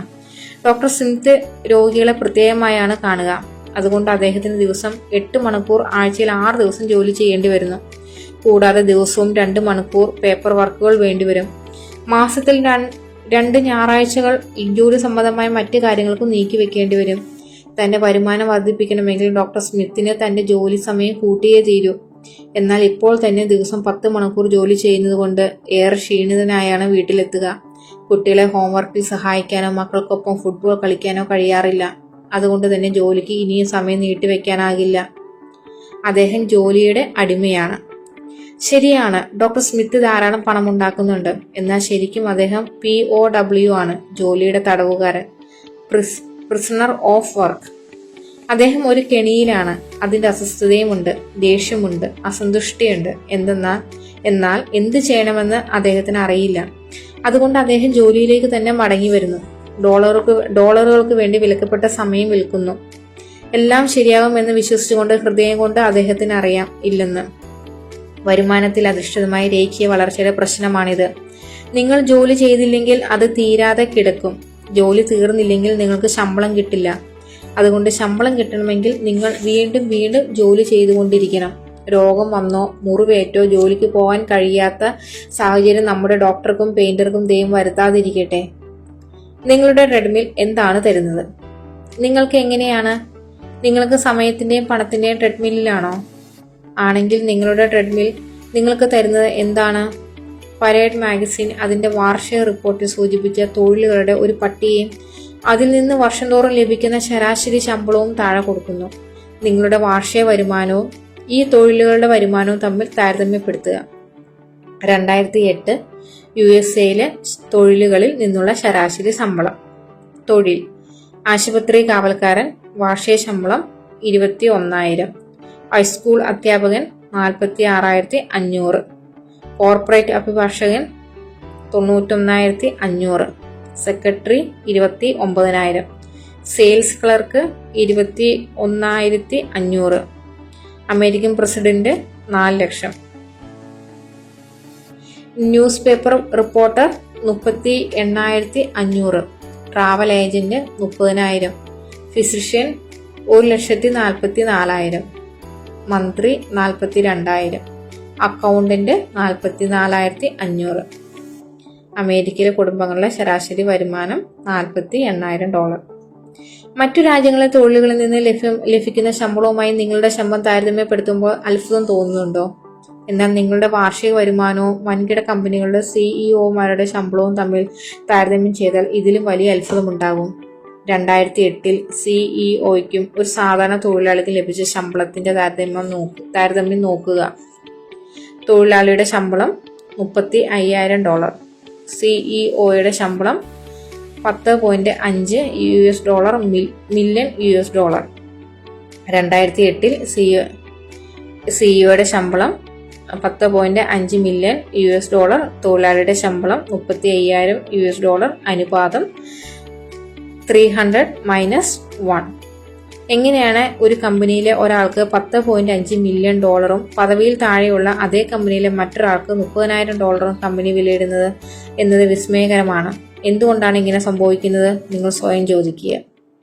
സമയാധിഷ്ഠിത പണലഭ്യത എന്ന കെണിയിൽ നിന്ന് മോചനം ലിവറേജിലൂടെ. ഒറ്റ വാക്കിൽ ഞാൻ നിങ്ങളുടെ ചോദ്യത്തിന് ഉത്തരം പറയാം. ലിവറേജ്. ഒരു സാധാരണ തൊഴിലാളി അദ്ദേഹത്തിന്റെ സമയം ഡോളറിന് വേണ്ടി വിൽക്കുമ്പോൾ അദ്ദേഹത്തിന്റെ വരുമാനം രേഖീയമായാണ് വളരുന്നത്. ഒരു യൂണിറ്റ് സമയം സമം ഒരു യൂണിറ്റ് പണം. തൊഴിലാളി സ്വയം തന്റെ പ്രയത്നത്തിന്റെ 100% നേടിയെടുക്കുന്നു. എന്നാൽ CEO ആകട്ടെ സമയവും കഴിവും തന്റെ ജീവനക്കാരിലൂടെ ലിവറേജ് ചെയ്യുന്നു, അഥവാ 10 മടങ്ങാക്കുന്നു. തന്റെ പ്രയത്നത്തിന്റെ 100%-ന് പകരം തന്റെ ജീവനക്കാരുടെ അധ്വാനത്തിന്റെ ശതമാനം കൂടി CEO നേടിയെടുക്കുന്നു. അതുകൊണ്ടാണ് പോൾ ഗെറ്റി ഒരിക്കൽ പറഞ്ഞത്, എനിക്ക് 100 പേരുടെ അധ്വാനത്തിന്റെ 1% വീതം കിട്ടിയാൽ മതി, എന്റെ സ്വന്തം അധ്വാനത്തിന്റെ 100%-ന് പകരം. ലിവറേജിന്റെ കരുത്ത് എത്രയുണ്ടെന്ന് നോക്കുക. ഒരു കൂട്ടം പേരുടെ അധ്വാനത്തിൽ നിന്ന് ചെറിയൊരു ഭാഗം മാത്രമേ നിങ്ങൾ സമ്പാദിക്കുന്നുള്ളൂ. ഹെർഷെ ക്യാൻഡി ബാർ ആണ് ഇതിനുള്ള മികച്ച ഉദാഹരണം. ഓരോ ക്യാൻഡി ബാറിൽ നിന്നുമുള്ള ഹെർഷെയുടെ ആദായം 1-2 പൊന്നിയാണ്.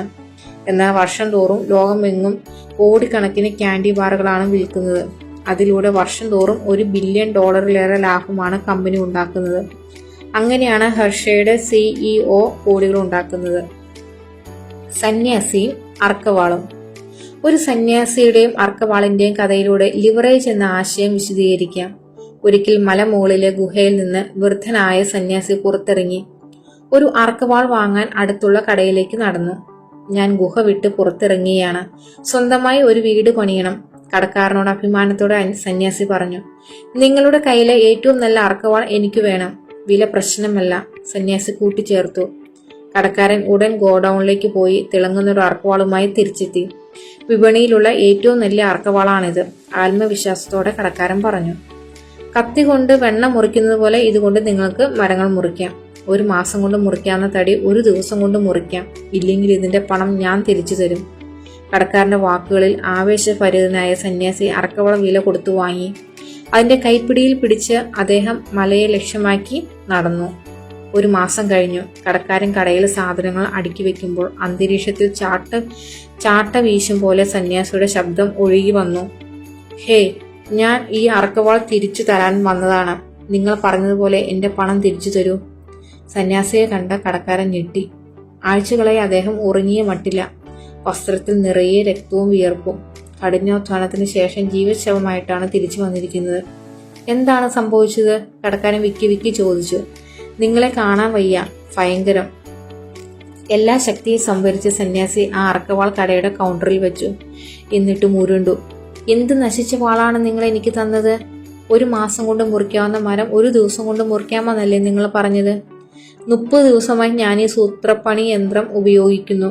ഒരു ദിവസം കൊണ്ട് മുറിക്കാവുന്ന മരം പോലും ഒരു മാസമായിട്ട് മുറിക്കാനായിട്ടില്ല. എനിക്കെന്റെ പണം തിരിച്ചു തരൂ. കടക്കാരൻ സന്യാസിയോട് മാപ്പിരുന്നു. എന്നിട്ട് പറഞ്ഞു, തീർച്ചയായും കച്ചവടം തന്നെയാണ്. ഞാൻ ഈ വാളൊന്ന് നോക്കട്ടെ, എന്താണ് പ്രശ്നമെന്ന് അറിയാമല്ലോ. കടക്കാരൻ വാളിന് പുറത്തുകൂടി ചുറ്റിക്കെട്ടിയിരുന്ന കയർ അഴിച്ചയുടൻ വാൾ ഉഗ്ര ശബ്ദത്തോടെ നിവർന്നു. ശബ്ദം കേട്ട് പേടിച്ച് വെടി വെക്കുകയാണെന്ന് തെറ്റിദ്ധരിച്ച് സന്യാസി ചാടി എഴുന്നേറ്റു. എന്താണ് ഈ ശബ്ദം? ലിവറേജിനെ കുറിച്ചുള്ള പാഠം ഇതാ. കയറുകൊണ്ട് കെട്ടിവെച്ചിരുന്ന വാളുകൊണ്ട് നിങ്ങൾക്കൊരു മരം മുറിക്കാൻ കഴിയുമോ? സന്യാസി തോറ്റുപോയതിൽ അത്ഭുതമില്ല. ലിവറേജ് പ്രക്രിയ ഇതുപോലെ വിസ്മയകരമായ ഒന്നാണ്. എന്നാൽ അത് ഉപയോഗിക്കാൻ അറിയണമെന്ന് മാത്രം. സമയവും അധ്വാനവും ലാഭിക്കാനുള്ള നല്ലൊരു ഉപകരണമാണ് അറക്കവാൾ. കയ്യിൽ പിടിച്ച വാളുകൊണ്ട് നിങ്ങൾക്ക് വലിയ മരങ്ങൾ മുറിച്ചിടാം. എന്നാൽ ഈ കഥയിലെ വിരോധാഭാസം എന്താണ്? തന്റെ സമയവും അധ്വാനവും ഇരട്ടിപ്പിക്കാനുള്ള നല്ലൊരു ആയുധം സന്യാസിയുടെ കയ്യിലുണ്ട്. എന്നാൽ എങ്ങനെയാണ് ഉപയോഗിക്കേണ്ടത് എന്നറിയില്ല. കഴിവും പരിശ്രമവും ഇല്ലാത്തത് കൊണ്ടല്ല അദ്ദേഹം പരാജയപ്പെട്ടത്, അറിവില്ലാത്തത് കൊണ്ടാണ്. ഒരു സാധാരണക്കാരനെ സംബന്ധിച്ച് ഇത് പ്രസക്തമാണ്. വളരെ ചുരുങ്ങിയ സമയം കൊണ്ടും ചുരുങ്ങിയ അധ്വാനം കൊണ്ടും നമുക്ക് ലക്ഷ്യം നേടാം. ഒരു മാസം കൊണ്ട് മുറിക്കാൻ കഴിയുന്ന മരം ഒരു ദിവസം കൊണ്ട് മുറിക്കാൻ നമുക്ക് കഴിയും. എന്നാൽ ഈ ലിവറേജിന്റെ പൂർണ്ണമായ നേട്ടം കൈവരിക്കണമെങ്കിൽ ഇതേക്കുറിച്ച് നമുക്ക് പൂർണ്ണ വിവരമുണ്ടായിരിക്കണം. ഇല്ലെങ്കിൽ സന്യാസിയെ പോലെ നമുക്കും അവസാനിപ്പിക്കേണ്ടി വരും. നമ്മൾ നമ്മുടെ സമയവും പ്രയത്നവും ലിവറേജ് ചെയ്ത് സുഖകരമായി അധ്വാനിക്കുന്നതിന് പകരം ഇപ്പോഴും ഡോളറുകൾക്ക് വേണ്ടി സമയം വിൽക്കാൻ കഠിനാധ്വാനം ചെയ്യുകയാണ്. ഇങ്ങനെയായാൽ 65 വയസ്സാകുമ്പോഴേക്കും അയാൾ മരിച്ചു പോകും. അല്ലെങ്കിൽ കുടുംബത്തെയോ പള്ളിയെയോ സർക്കാരിനെയോ ആശ്രയിക്കേണ്ട സ്ഥിതിയിലാകും.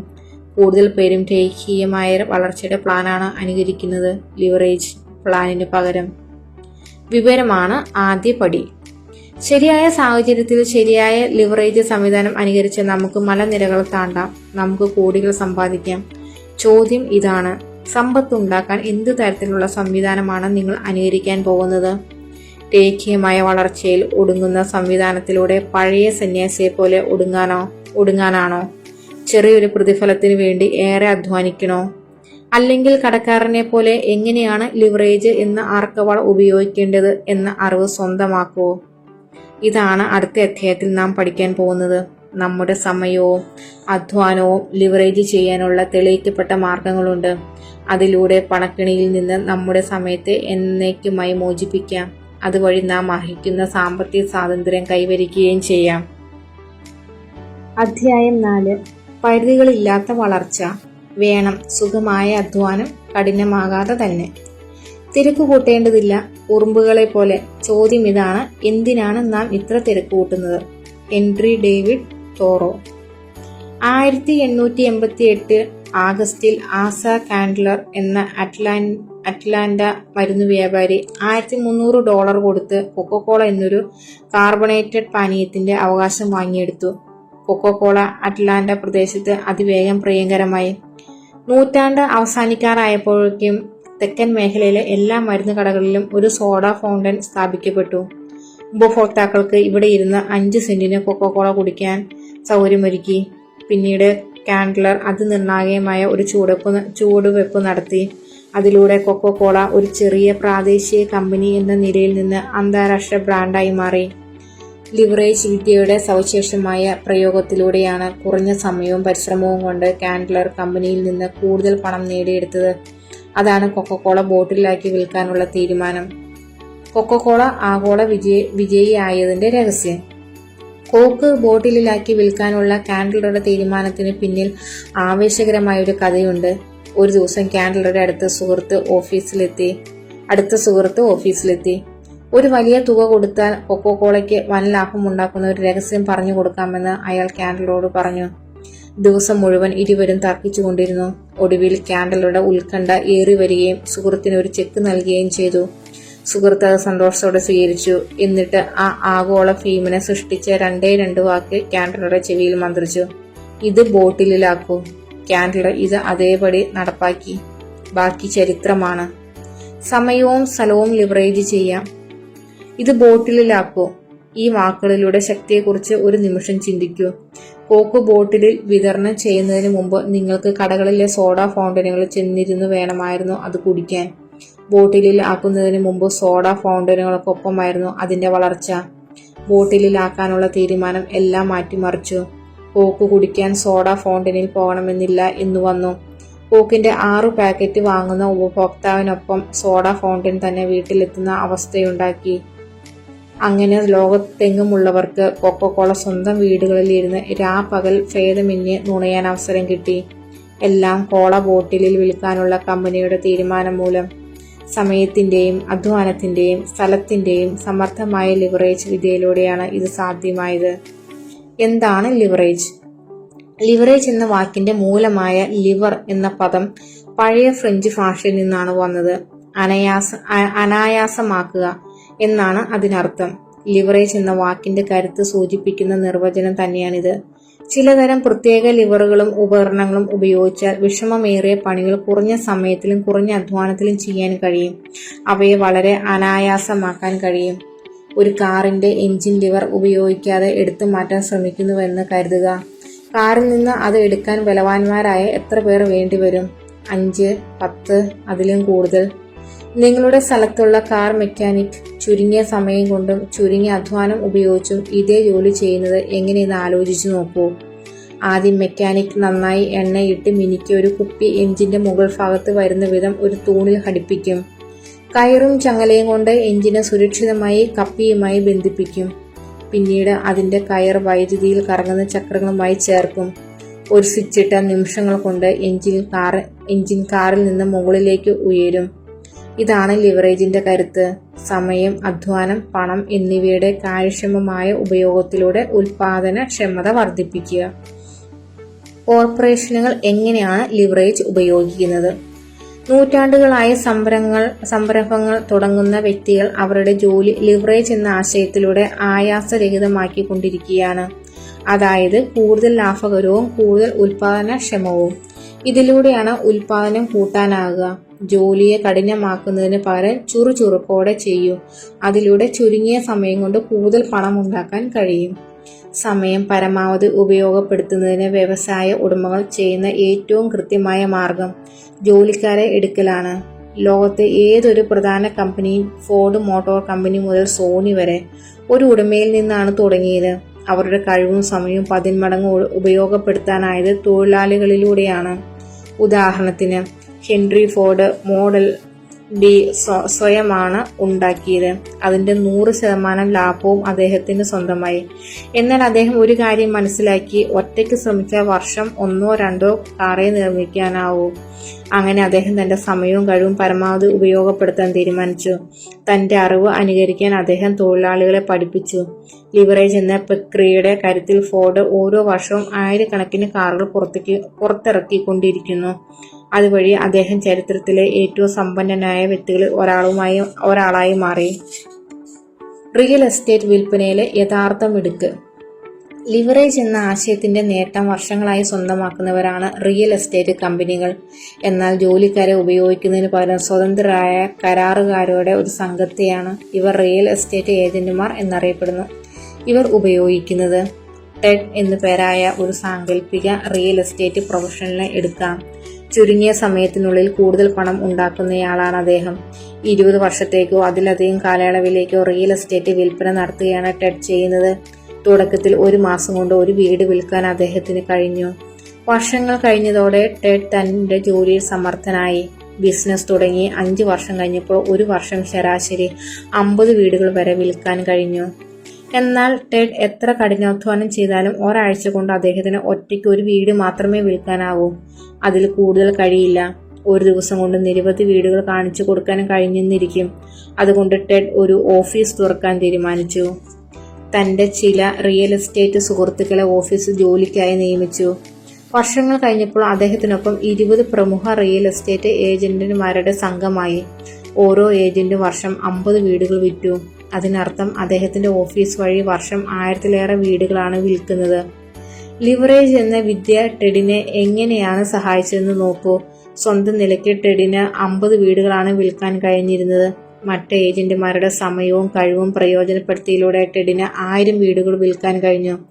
അദ്ദേഹം തനിച്ചായിരുന്നുവെങ്കിൽ അത് അസാധ്യമാകുമായിരുന്നു. ലിവറേജ് വഴി ഏതാനും മണിക്കൂറുകളിൽ ജോലി ചെയ്ത് തന്റെ ഉൽപാദനക്ഷമത 20 കൂട്ടി വർദ്ധിപ്പിക്കാൻ അദ്ദേഹത്തിന് കഴിഞ്ഞു. ജോലി കഠിനമാക്കുന്നതിന് പകരം ചുറുചുറുക്കോടെ ചെയ്യൂ എന്ന് പറയുന്നതിൽ ഇക്കാര്യങ്ങളെല്ലാം ഉണ്ട്. ഫ്രാഞ്ചൈസിയിലൂടെ ലിവറേജ്. ഒരു കമ്പനിയുടെ സേവന വിൽപ്പന അധികാരം ഒരു വ്യക്തിയെയോ മറ്റൊരു കമ്പനിയെയോ ചുമതലപ്പെടുത്തുന്ന ഫ്രാഞ്ചൈസി സമ്പ്രദായം ലിവറേജ് എന്ന ആശയത്തിൽ നിന്ന് രൂപപ്പെട്ടതാണ്. അതൊരു റിയൽ എസ്റ്റേറ്റ് ഓഫീസിനേക്കാൾ ഏറെ ഉയർന്ന നിലയിലുള്ള ഒന്നാണ്. ഫ്രാഞ്ചൈസി സംവിധാനം ഏറെക്കാലമായി നിലവിലുണ്ടെങ്കിലും 1950-കൾ വരെ അതിനെ സ്വയം നിയമവിധേയമായ ബിസിനസ്സായി അംഗീകരിച്ചിരുന്നില്ല. മിൽക്ക് ഷേക്ക് വിൽപ്പനക്കാരനായ റേ ക്രോക്ക് ആണ് മാക്ഡൊണാൾഡ് എന്ന കമ്പനിയിൽ ഫ്രാഞ്ചൈസി ഏജന്റായി ചേർന്ന് McDonald's fast food restaurant franchise അവകാശം നേടിയെടുത്തത്. റേ ക്രോക്ക് അല്ല ഫ്രാഞ്ചൈസി സംവിധാനം കണ്ടുപിടിച്ചത്, എന്നാൽ അദ്ദേഹമാണ് അതിനെ പൂർണ്ണമാക്കിയത്. വിജയകരമായ ഫ്രാഞ്ചൈസിക്കുള്ള മാർഗം അനുകരണമാണെന്ന് അദ്ദേഹം മനസ്സിലാക്കി. വിജയകരമായ ഒരു ഫ്രാഞ്ചൈസിയുടെ സകല വിശദാംശങ്ങളും അതേപടി പകർത്താൻ കഴിയുന്ന പിഴവില്ലാത്ത ഒരു സംവിധാനത്തിന് അദ്ദേഹം രൂപം നൽകി. മാത്രമല്ല, യഥാർത്ഥ ഫ്രഞ്ച് ഫ്രൈസിന്റെ രഹസ്യം തേടിയുള്ള ഗവേഷണത്തിന് അദ്ദേഹം $3 മില്യൺ ചെലവിട്ടത്. ആരോ മാക്ഡൊണാൾഡ് ഫ്രാഞ്ചൈസി വാങ്ങിയപ്പോൾ അവരെല്ലാം ചെയ്തത് കുത്തുകൾ യോജിപ്പിക്കുകയാണ്. ഇവിടെ ഒരു അനുകരണക്കാരന്റെ സ്വപ്നം സത്യമാകുകയായിരുന്നു. ഒന്ന് ആലോചിച്ചു നോക്കൂ. നിങ്ങൾ മാക്ഡൊണാൾഡ്സിലേക്ക് കടന്നു ചെല്ലുന്നു. എവിടെയാണ് ഫ്രഞ്ച് ഫ്രൈ യന്ത്രം? ഇടതുവശത്ത്, അല്ലേ? ഫ്രാഞ്ചൈസി ഇദാഹോയിലെ മെക്സിക്കോയിലോ റഷ്യയിലെ മോസ്കോയിലോ ആകട്ടെ ഫ്രഞ്ച് ഫ്രൈ യന്ത്രം ഇടതുവശത്തായിരിക്കും. പ്രവർത്തനത്തിന്റെ മറ്റെല്ലാ വിശദാംശങ്ങളും കൃത്യമായ ഉച്ചാരണത്തോടെ ശരിയായ സ്ഥലത്ത് തന്നെ ഉണ്ടായിരിക്കും. പകർപ്പ്. ഫ്രാഞ്ചൈസിയിലേക്കുള്ള വിജയകരമായ താക്കോൽ. ഫ്രാഞ്ചൈസി എന്ന ആശയം ലളിതമായിരുന്നതിനാൽ ബുദ്ധിപരമായ ലാളിത്യമുള്ളതിനാൽ അതിന് നന്നായി പ്രവർത്തിക്കാൻ കഴിയും. ഫ്രാഞ്ചൈസറും ഫ്രാഞ്ചൈസിയും തോളോട് തോൾ ചേർന്ന് പ്രവർത്തിച്ചാൽ ഒരു ക്ലാസിക് വിജയമുണ്ടാകും. പരീക്ഷിച്ചും തിരുത്തിയും വിജയിച്ച ഉൽപ്പാദനത്തിന് ചുറ്റും ഫ്രാഞ്ചൈസർ ഒരു ഡ്യൂപ്ലിക്കേറ്റ് ബിസിനസ് മാത്രമേ സൃഷ്ടിക്കുകയാണ്, ഡൊമിനോ പിസ പോലെ. അല്ലെങ്കിൽ ഒരു അവശ്യ സേവനവുമായി ബന്ധപ്പെട്ട് കിൻകോസ് കോപ്പിയർ സർവീസ് പോലെ ഇത് ചെയ്യുന്നു. വിജയകരമായ ഒരു സംവിധാനം വികസിപ്പിക്കുക. ആർക്കെങ്കിലും പാഠമാകുന്ന ഒരു മാതൃകയാകും വിധം എന്താണ് ചെയ്യേണ്ടതെന്ന് കൃത്യമായി ഉറപ്പിക്കുക. ഇതാണ് വിജയകരമായ ഒരു ഫ്രാഞ്ചൈസർ ആയിത്തീരാനുള്ള താക്കോൽ. ഒരു ഉൽപ്പന്നം വിജയമാണെന്ന് തെളിയിക്കപ്പെടുകയും അതൊരു സാധാരണ വ്യക്തിക്ക് പകർത്താൻ കഴിയുകയും ചെയ്താൽ അതിനെ വിജയകരമായി ഫ്രാഞ്ചൈസ് ചെയ്യാം. അതേസമയം ലക്ഷക്കണക്കിന് നക്ഷത്രങ്ങളിൽ ഒന്നിന്റെ കഴിവിലാണ് ആ മാതൃകയുടെ വിജയമെങ്കിൽ അതിനെ വിജയകരമായി ഫ്രാഞ്ചൈസ് ചെയ്യാനാകില്ല. കാരണം നക്ഷത്രങ്ങളെ പകർത്താനാകില്ല എന്നത് തന്നെ. നടൻ ടോം ക്രൂയിസ് ഒരു സിനിമയ്ക്ക് $20 മില്യൺ പ്രതിഫലം വാങ്ങുന്നതിന് ഒരു കാരണമുണ്ട്. അദ്ദേഹത്തിൽ ഒരു നക്ഷത്രത്തിന്റെ കാമ്പുണ്ട്. അദ്ദേഹം ലാഭം കൊണ്ടുവരുന്ന ആളാണ്. ടോം ക്രൂയിസ് ഒരു സിനിമയിൽ അഭിനയിക്കുമ്പോൾ ആ സിനിമ പണം ഉണ്ടാക്കുമെന്നത് ഗ്യാരണ്ടിയാണ്. വൻതോതിൽ പണം. അതേസമയം നിങ്ങൾക്ക് ടോം ക്രൂയിസ് എന്ന ഉൽപ്പന്നത്തെ ഫ്രാഞ്ചൈസ് ചെയ്യാനാകില്ല, കാരണം അദ്ദേഹത്തെ പകർത്താനാകില്ല. ടോം ക്രൂയിസ് ചെയ്യുന്നത് സാധാരണക്കാർക്ക് പകർത്താൻ കഴിയില്ല. അദ്ദേഹം ചെയ്യുന്നതിൻ്റെ അതേ ഫലം പ്രതീക്ഷിക്കാനും കഴിയില്ല. അതുകൊണ്ടാണ് നന്നായി വിറ്റഴിയുന്ന ഒരു പുസ്തകം എഴുതുക, ഹിറ്റാകുന്ന ഒരു പാട്ട് പാടുക പോലുള്ള ക്രിയാത്മകമായ കാര്യങ്ങളെ ഫ്രാഞ്ചൈസ് ചെയ്യാൻ കഴിയാത്തത്. കാരണം ഇതെല്ലാം ഒരു താരം നിർണ്ണയിക്കുന്ന ഘടകത്തെ ആശ്രയിച്ചാണ് ഇരിക്കുന്നത്. ആ താരം സവിശേഷമാണ്, അതിനെ അനുകരിക്കാനാകില്ല. എന്നാൽ ചില ഉൽപ്പന്നങ്ങളെയും ബിസിനസ്സുകളെയും സുഖമായി അനുകരിക്കാനാകും. പിസയാണ് ശരിയായ ഉദാഹരണം. അതിന് ധാരാളം ചേരുവകളുണ്ട്, അവ ചെലവ് കുറഞ്ഞതുമാണ്. ഏതാനും മിനിറ്റുകൾ കൊണ്ട് നിങ്ങൾക്ക് ശരിയായ ഉൽപ്പന്നം ഉണ്ടാക്കാൻ കഴിയും. ഹൈസ്കൂൾ വിദ്യാഭ്യാസമോ അതിലും കുറവോ ഉള്ള ഒരാൾക്ക്, മുന്നോട്ട് പോകണമെന്ന് ആഗ്രഹമുള്ള ഒരാൾക്ക് പിസ്സ ഹട്ടിന്റെയോ ഡൊമിനോസിന്റെയോ ഫ്രാഞ്ചൈസ് മാതൃക പകർത്താൻ കഴിയും. ഒരു ഫ്രാഞ്ചൈസി ഒരു റോക്കറ്റ് ശാസ്ത്രജ്ഞൻ ആയിരിക്കണമെന്നില്ല, എന്നാൽ അദ്ദേഹം വിജയകരമായ ഒരു സംവിധാനത്തിന്റെ മഹാനായ അനുകർത്താവായിരിക്കണം. സീറോയിൽ നിന്ന് ഹീറോയിലേക്ക്. സമയത്തെയും പണത്തെയും 10 മടങ്ങായി ഉപയോഗപ്പെടുത്താൻ പകർത്തലിലൂടെ കഴിയുമോ? ഈ ചോദ്യത്തിന് ഉത്തരം പറയണമെങ്കിൽ കഴിഞ്ഞ 50 വർഷമായി ഫ്രാഞ്ചൈസിംഗിൽ എന്തു നടക്കുന്നു എന്നറിയണം. റേ ക്രോക്ക് തന്റെ പ്രവർത്തനത്തെ പകർത്താൻ തുടങ്ങിയപ്പോൾ അധികം പേരും കരുതിയത് ഫ്രാഞ്ചൈസി എന്ന പ്രക്രിയ ഒരു അഴിമതിയാണെന്നാണ്. അമേരിക്കൻ കോൺഗ്രസ് അതിനെ നിയമവിരുദ്ധമാക്കാൻ പോലും ശ്രമിച്ചു. വിരോധാഭാസം എന്ന് പറയട്ടെ, ഫ്രാഞ്ചൈസിംഗ് എന്ന കാഴ്ചപ്പാടിന് തുടക്കത്തിൽ തിരിച്ചടികൾ ഉണ്ടായി. ഇന്ന് അമേരിക്കയിൽ ഉൽപ്പന്നങ്ങളുടെയും സേവനങ്ങളുടെയും 34 മുതൽ 60% വരെ വിതരണം ചെയ്യുന്നത് ഫ്രാഞ്ചൈസികളിലൂടെയാണ്. ലോകത്തെങ്ങുമുള്ള മികച്ച നിക്ഷേപകർ വിജയിച്ച ഒരു ഫ്രാഞ്ചൈസി പകർത്താൻ വേണ്ടി ലക്ഷക്കണക്കിന് ഡോളറാണ് ചെലവഴിക്കുന്നത്. ഫ്രാഞ്ചൈസിയുടെ അസാമാന്യ വിജയത്തിനു പിറകിൽ അനുകരണത്തിലൂടെ പകർത്തുക എന്ന ആശയമാണ്. തുടങ്ങാനുള്ള ചെലവാണ് ഫ്രാഞ്ചൈസിയുടെ മറുവശം. മാക്ഡൊണാൾഡ്സിന്റെ ഒരു ഫ്രാഞ്ചൈസിക്ക് ലക്ഷക്കണക്കിന് ഡോളർ മുടക്കാൻ കഴിയുന്ന ചുരുക്കം ചിലരെ ഉണ്ടാകൂ. മാത്രമല്ല, ഫ്രാഞ്ചൈസി സംവിധാനത്തിൽ ശരിയായ സമ്പത്തുണ്ടാക്കണമെങ്കിൽ നിങ്ങൾക്ക് നിരവധി ഫ്രാഞ്ചൈസികൾ സ്വന്തമാക്കുകയും നടത്തിക്കൊണ്ടു പോവുകയും ചെയ്യേണ്ടി വരും. ബദൽ ഫ്രാഞ്ചൈസി ഏറ്റവും മികച്ച അനുകരണ സംവിധാനം. $500 അതിൽ കുറവോ പ്രാരംഭ ചെലവ് വരുന്ന ആദായകരമായൊരു ഫ്രാഞ്ചൈസി ആശയം ഉണ്ടെന്ന് കരുതുക. മനുഷ്യന്റെ അറിവിൽപ്പെട്ടിടത്തോളം ലിവറേജഡ് വളർച്ചയുടെ ഏറ്റവും ശക്തമായ രൂപമായ കോമ്പൗണ്ടിങ്ങിലൂടെയുള്ള പരിധികളില്ലാത്ത വളർച്ചയുടെ നേട്ടമുണ്ടാക്കാൻ ഈ ബദൽ ഫ്രാഞ്ചൈസിയിലൂടെ കഴിയും എന്നും കരുതുക. സമ്പത്തുണ്ടാക്കാനുള്ള ഏറ്റവും മികച്ച അനുകരണ സംവിധാനമാണ് നിങ്ങളുടെ കയ്യിലുള്ളത്. ചരിത്രത്തിലെ സമ്പന്നരായ ആളുകൾ സമ്പത്തുണ്ടാക്കിയ വിദ്യ അനുകരിക്കാൻ സാധാരണക്കാർക്ക് ഇന്ന് മാർഗമുണ്ട്. 1000 വട്ടം നിങ്ങൾ ചെയ്ത ജോലിക്ക് ഒരിക്കൽ മാത്രം പ്രതിഫലം കിട്ടുന്നതിന് പകരം ഒരിക്കൽ നിങ്ങൾ ചെയ്ത ജോലിക്ക് 1000 മടങ്ങ് പ്രതിഫലം കിട്ടാനുള്ള മാർഗം ഇന്നുണ്ട്. അടുത്ത അധ്യായങ്ങളിൽ നിങ്ങളെയും എന്നെയും പോലുള്ള ശരാശരി മനുഷ്യന് സമ്പത്തുണ്ടാക്കാൻ കഴിയുന്ന എക്സ്പോണൻഷ്യൽ വളർച്ചയെക്കുറിച്ച് നിങ്ങൾ പഠിക്കും.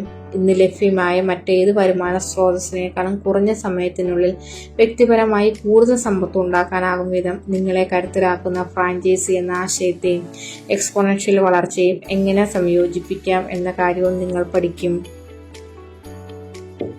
അധ്യായം 5. എക്സ്പോണൻഷ്യൽ വളർച്ച. സമ്പത്ത് കെട്ടിപ്പടുക്കാനുള്ള സൂത്രവാക്യം. നിങ്ങൾക്ക് സമ്പന്നനാകണമെങ്കിൽ ധാരാളം പണം ഉണ്ടാക്കുന്ന ആരെയെങ്കിലും കണ്ടുപിടിക്കൂ, എന്നിട്ട് അദ്ദേഹം ചെയ്യുന്നത് ചെയ്യൂ. J. Paul Getty. Osceola McCarty എന്ന 88 വയസ്സുകാരിയായ ഒരു അലക്കുകാരിയുടെ കഥയുമായി ഈ അധ്യായം തുടങ്ങാം. സമ്പത്ത് 10 മടങ്ങാക്കാൻ ലോകത്ത് ഇന്നുള്ള ഏറ്റവും ശക്തവും ഏറ്റവും ജനാധിപത്യപരവുമായ വഴിയിലേക്ക് ഈ കഥ നിങ്ങളുടെ കണ്ണു തുറപ്പിക്കും. ഇതിനെയാണ് കോമ്പൗണ്ടിങ് എന്ന് പറയുന്നത്. പാപ്പരായവരെ രാജകുമാരന്മാരാക്കാനുള്ള ശക്തി ഇതിനുണ്ട്. വിഷമം പിടിച്ച ജീവിതം. ഒസിയോള മക്കാട്ടി വിഷമം പിടിച്ച ജീവിതമാണ് നയിച്ചിരുന്നത്. തന്റെ അമ്മയെ അലക്കിൽ സഹായിക്കാനും അയൽപക്കത്തുള്ളവരുടെ വസ്ത്രം ഇസ്തിരിയിടാനും വേണ്ടി അവൾക്ക് 8ാം വയസ്സിൽ 2nd ഗ്രേഡിൽ പഠിപ്പ് അവസാനിപ്പിക്കേണ്ടി വന്നു. 7 വർഷം കഴിഞ്ഞിട്ടും ഒസിയോള ഒരു അലക്കുകാരിയായി തന്നെ പണിയെടുക്കുകയാണ്.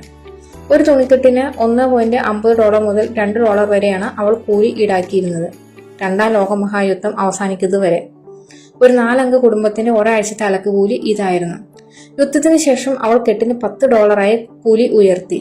ഏറ്റവും നന്നായി പണിയെടുത്ത വർഷങ്ങളിൽ ദിവസവും 10 മണിക്കൂറും ആഴ്ചയിൽ 6 ദിവസവും പണിയെടുത്തിട്ട് പോലും ഒസിയോളയ്ക്ക് $900 കൂടുതൽ സമ്പാദിക്കാൻ കഴിഞ്ഞില്ല. ചെറിയ സമ്പാദ്യങ്ങൾ വലിയ വ്യത്യാസമുണ്ടാക്കുന്നു. 40ാം വയസ്സ് മുതലാണ് ഒസിയോള പണം മിച്ചം വെച്ച് തുടങ്ങാനായത്. ആദ്യ പെന്നിയും നിക്കൽസുമായിരുന്നു സമ്പാദ്യം, പിന്നെ ക്വാർട്ടറുകൾ, പിന്നീട് ഡോളറുകൾ. പ്രദേശത്തെ ഒരു ബാങ്കിലാണ് അവർ സമ്പാദ്യം നിക്ഷേപിച്ചത്.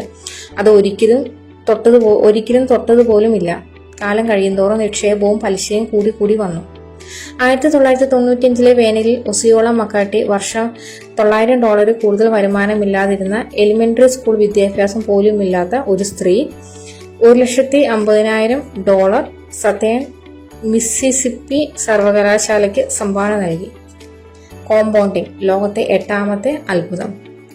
ശരാശരിയിലും താഴെ മാത്രം വിദ്യാഭ്യാസവും വരുമാനമുള്ള സാധാരണക്കാരിയായ ഒരു സ്ത്രീക്ക് എങ്ങനെയാണ് ഈ സമ്പത്ത് കൂട്ടിവെക്കാനായത്? ഒസിയോളയുടെ വാക്കുകളിൽ പറഞ്ഞാൽ, സമ്പത്ത് ഉണ്ടാക്കുന്നതിന്റെ രഹസ്യം പലിശയുടെ കോമ്പൗണ്ടിംഗ് ആണ്. കോമ്പൗണ്ട് പലിശയെ വെബ്സൈറ്റ് ഇങ്ങനെയാണ് നിർവചിച്ചിരിക്കുന്നത്: നിക്ഷേപ മൂലധനത്തിന്മേലും കുന്നുകൂടുന്ന പലിശയുമേലും നൽകുന്ന പലിശ. ഈ നിർവചനത്തിലെ പ്രധാന വാക്ക് കുന്നുകൂടുന്ന എന്നതാണ്. നിക്ഷേപ മൂലധനമോ പലിശയോ വീണ്ടും നിക്ഷേപിക്കുന്നതിന് പകരം ചെലവാക്കിയ കോമ്പൗണ്ടിങ്ങിനുള്ള ശക്തി ഇല്ലാതാകും. ഇരട്ടിയാക്കൽ ആശയം എന്നുകൂടി അറിയപ്പെടുന്ന കോമ്പൗണ്ടിങ്ങിലൂടെ ചരിത്രത്തിൽ മറ്റേതൊരു നിക്ഷേപ പദ്ധതിയേക്കാൾ കൂടുതൽ സമ്പത്ത് ഉണ്ടാക്കാൻ കഴിയും. കോമ്പൗണ്ടിങ്ങിലൂടെ നിങ്ങളുടെ പണം നിങ്ങൾക്ക് വേണ്ടി പണിയെടുക്കുകയാണ്, നിങ്ങൾ പണിയെടുക്കാതിരിക്കുമ്പോഴും. ഗണിതത്തെക്കുറിച്ച് 1-2 കാര്യം അറിയാവുന്ന ആൽബർട്ട് ഐൻസ്റ്റൈൻ കോമ്പൗണ്ടിങ്ങിനെ ലോകത്തിൽ 8ാമത്തെ അത്ഭുതം എന്നാണ് വിശേഷിപ്പിച്ചിട്ടുള്ളത്. കോമ്പൗണ്ടിങ് തീർച്ചയായും വാൾസ്ട്രീറ്റിലേക്കും ബാങ്കിംഗ് വ്യവസായത്തിലേക്കും നയിക്കുന്ന സമ്പത്തുണ്ടാക്കാനുള്ള തത്വമാണ്. എക്സ്പോണൻഷ്യൽ വളർച്ച സമം സ്ഫോടനാത്മകമായ വളർച്ച. കോമ്പൗണ്ടിങ്ങിനെ 8ാമത്തെ ലോകാത്ഭുതമാക്കുന്നത് എന്താണ്? കോമ്പൗണ്ടിങ്ങിലൂടെ തുച്ഛമായ വരുമാനത്തെ ചെറിയ സമ്പത്താക്കി മാറ്റാൻ കഴിയുമെന്ന വസ്തുതയോ? ഉത്തരം ഇതാണ്. സമയത്തെയും പണത്തെയും പരമാവധി ഇരട്ടിപ്പിക്കാനുള്ള ഏറ്റവും മികച്ച ഉപകരണമാണ് എക്സ്പോണൻഷ്യൽ വളർച്ച. നിങ്ങൾ ഓർക്കുന്നുണ്ടാകും, 3ാമത്തെ അധ്യായത്തിൽ രേഖീയ വളർച്ചയുടെ പരിമിതികളെക്കുറിച്ച് നാം സംസാരിച്ചു. രേഖീയ വളർച്ചയും എക്സ്പോണൻഷ്യൽ വളർച്ചയും തമ്മിലുള്ള നാടകീയമായ വ്യത്യാസം നന്നായി മനസ്സിലാക്കാൻ മിഡിൽ സ്കൂളിൽ നമ്മൾ പഠിച്ച ഗണിതത്തിന്റെ ചില അടിസ്ഥാന തത്വങ്ങൾ പരിശോധിക്കണം. രേഖീയം എന്നാൽ അടിസ്ഥാന ഗണിതത്തിന്റെ ചില ധർമ്മങ്ങളാണ്. ഒരു സവിശേഷ രേഖീയ സമവാക്യം നോക്കാം. 5 + 5 = 10. രേഖീയം എന്ന് വിളിക്കാൻ കാരണം അതിന്റെ വളർച്ച നേർരേഖയിൽ പടിപടിയാണ് എന്നതാണ്. അതുകൊണ്ടാണ് രേഖീയ സമവാക്യങ്ങളെ ഫസ്റ്റ് പവർ കണക്കൂട്ടലുകളായി പരിഗണിക്കുന്നത്. നേരെ മറിച്ച് ഇരട്ടിപ്പിക്കലിന്റെ കൂടുതൽ നവീകരിക്കപ്പെട്ട രൂപമായ ഗുണനവുമായി ബന്ധപ്പെട്ടതാണ് എക്സ്പോണൻഷ്യൽ വളർച്ച. ഇത്തരത്തിലുള്ള ഒരു ഗുണന സമവാക്യം നോക്കൂ. 5² = 25. രേഖീയ സമവാക്യം 5 + 5 = 10. ചെറിയ നമ്പറുകൾ ഒന്നിനുമേൽ ഒന്നായി വെച്ച് അടിസ്ഥാന നമ്പർ പലതവണയായി ഗുണിതങ്ങളായി വർദ്ധിക്കുന്നത് കൊണ്ടാണ് എക്സ്പോണൻഷ്യൽ വളർച്ചയ്ക്ക് ഈ പേര് കിട്ടിയത്.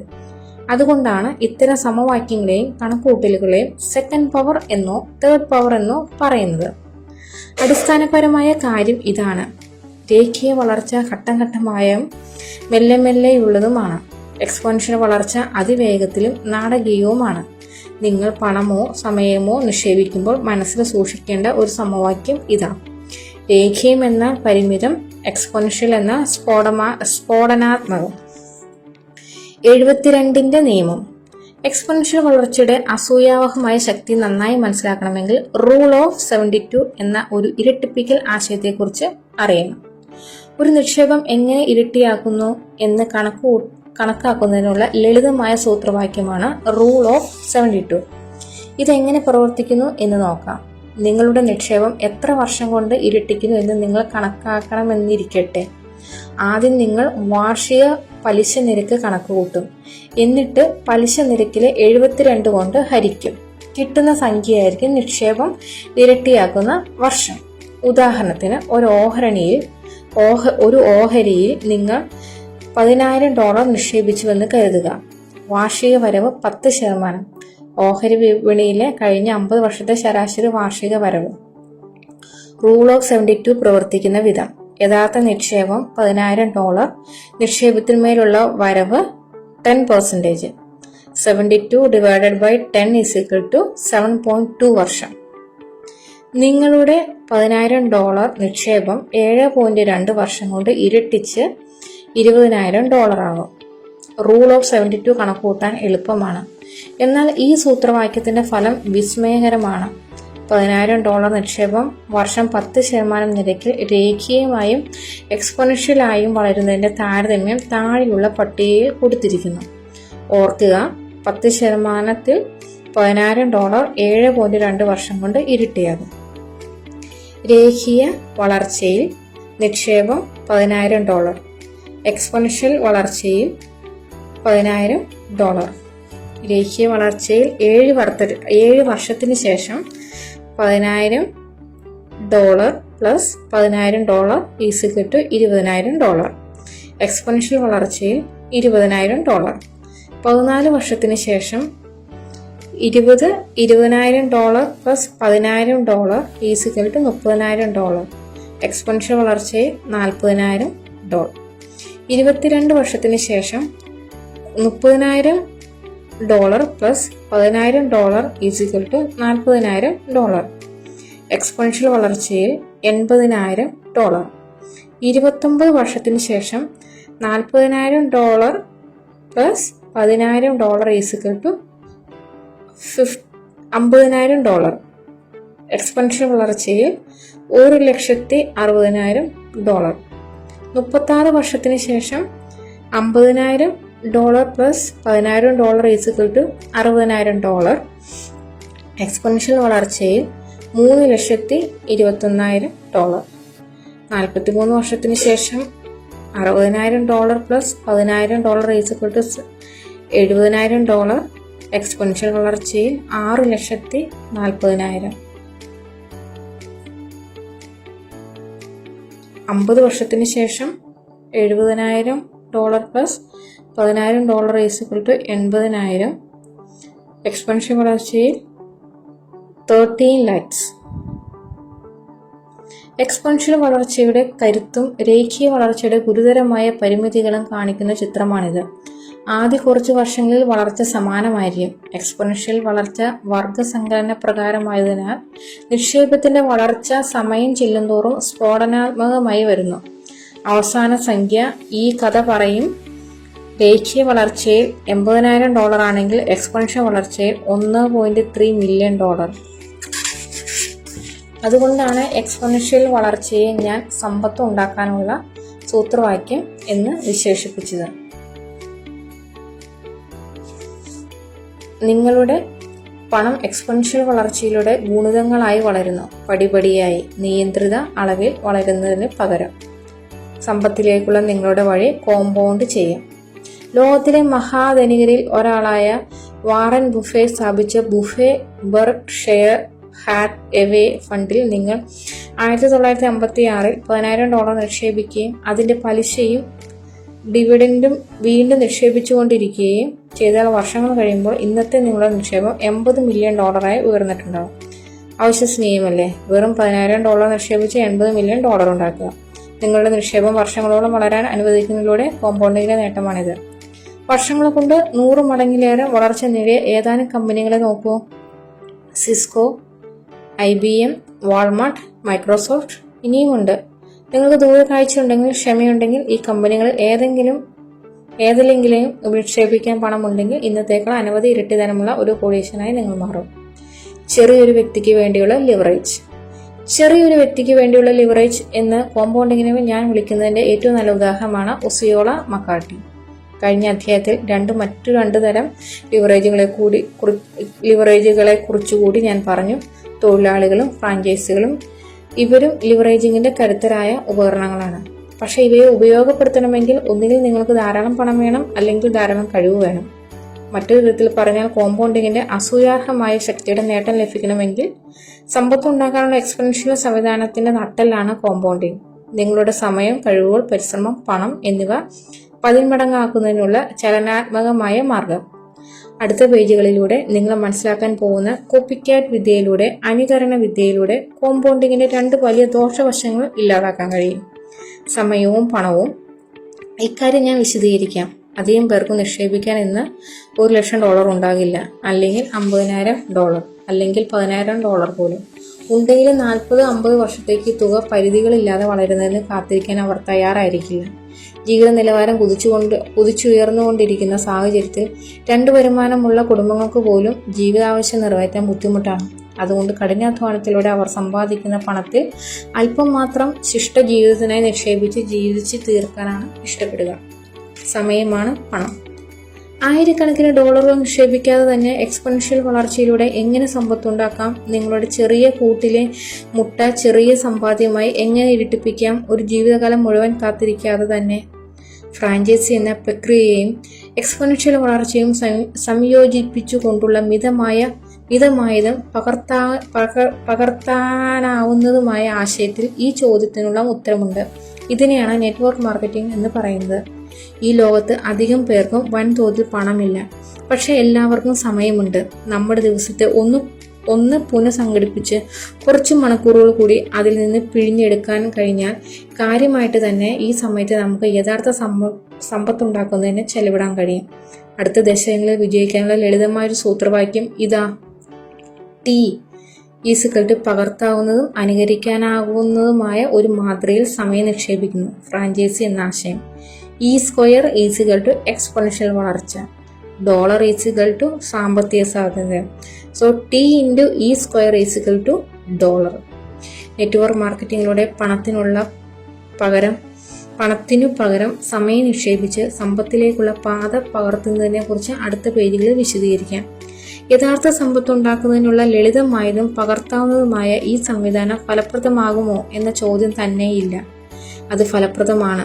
വർഷം 10% നിരക്കിൽ വളർന്നുകൊണ്ടിരിക്കുന്ന $100 ബില്യൺ ആഗോള വ്യവസായത്തിൽ ജോലിയെടുക്കുന്ന സാമ്പത്തികമായി സ്വതന്ത്രരായ ആയിരക്കണക്കിന് പുരുഷന്മാരും സ്ത്രീകളും ഇതിന് തെളിവാണ്. വിജയിച്ച ഈ സംവിധാനം സാക്ഷാത്കരിക്കാനാകുമോ എന്ന് ചോദിക്കേണ്ടതില്ല സുഹൃത്തെ. ചോദ്യം ഇതാണ്: ഇത് കാണാനുള്ള കാഴ്ചപ്പാട് നിങ്ങൾക്കുണ്ടോ? ഇതിനെ മനസ്സിലാക്കാനുള്ള പ്രതിഭ നിങ്ങൾക്കുണ്ടോ? ഇതിന്റെ നേട്ടം കൊയ്യാനുള്ള ധൈര്യം നിങ്ങൾക്കുണ്ടോ? എങ്കിൽ സമ്പത്തിലേക്കുള്ള നിങ്ങളുടെ പാത നിങ്ങൾക്കും അനുകരണത്തിലൂടെ സ്വന്തമാക്കാൻ കഴിയും. അധ്യായം 6. കൂട്ടായ പ്രവർത്തനം. വിവാഹം സ്വർഗത്തിൽ നടക്കുന്നു. നിങ്ങൾക്ക് അന്തരീക്ഷത്തിൽ കോട്ടകൾ പണിയാം. നിങ്ങളുടെ അധ്വാനം പാഴാക്കണമെന്നില്ല, അത് അവിടെ തന്നെ ഉണ്ടാകും. ഇനി അതിനടിയിൽ ഒരു അടിത്തറ പണിയുക. Henry David തോറോ.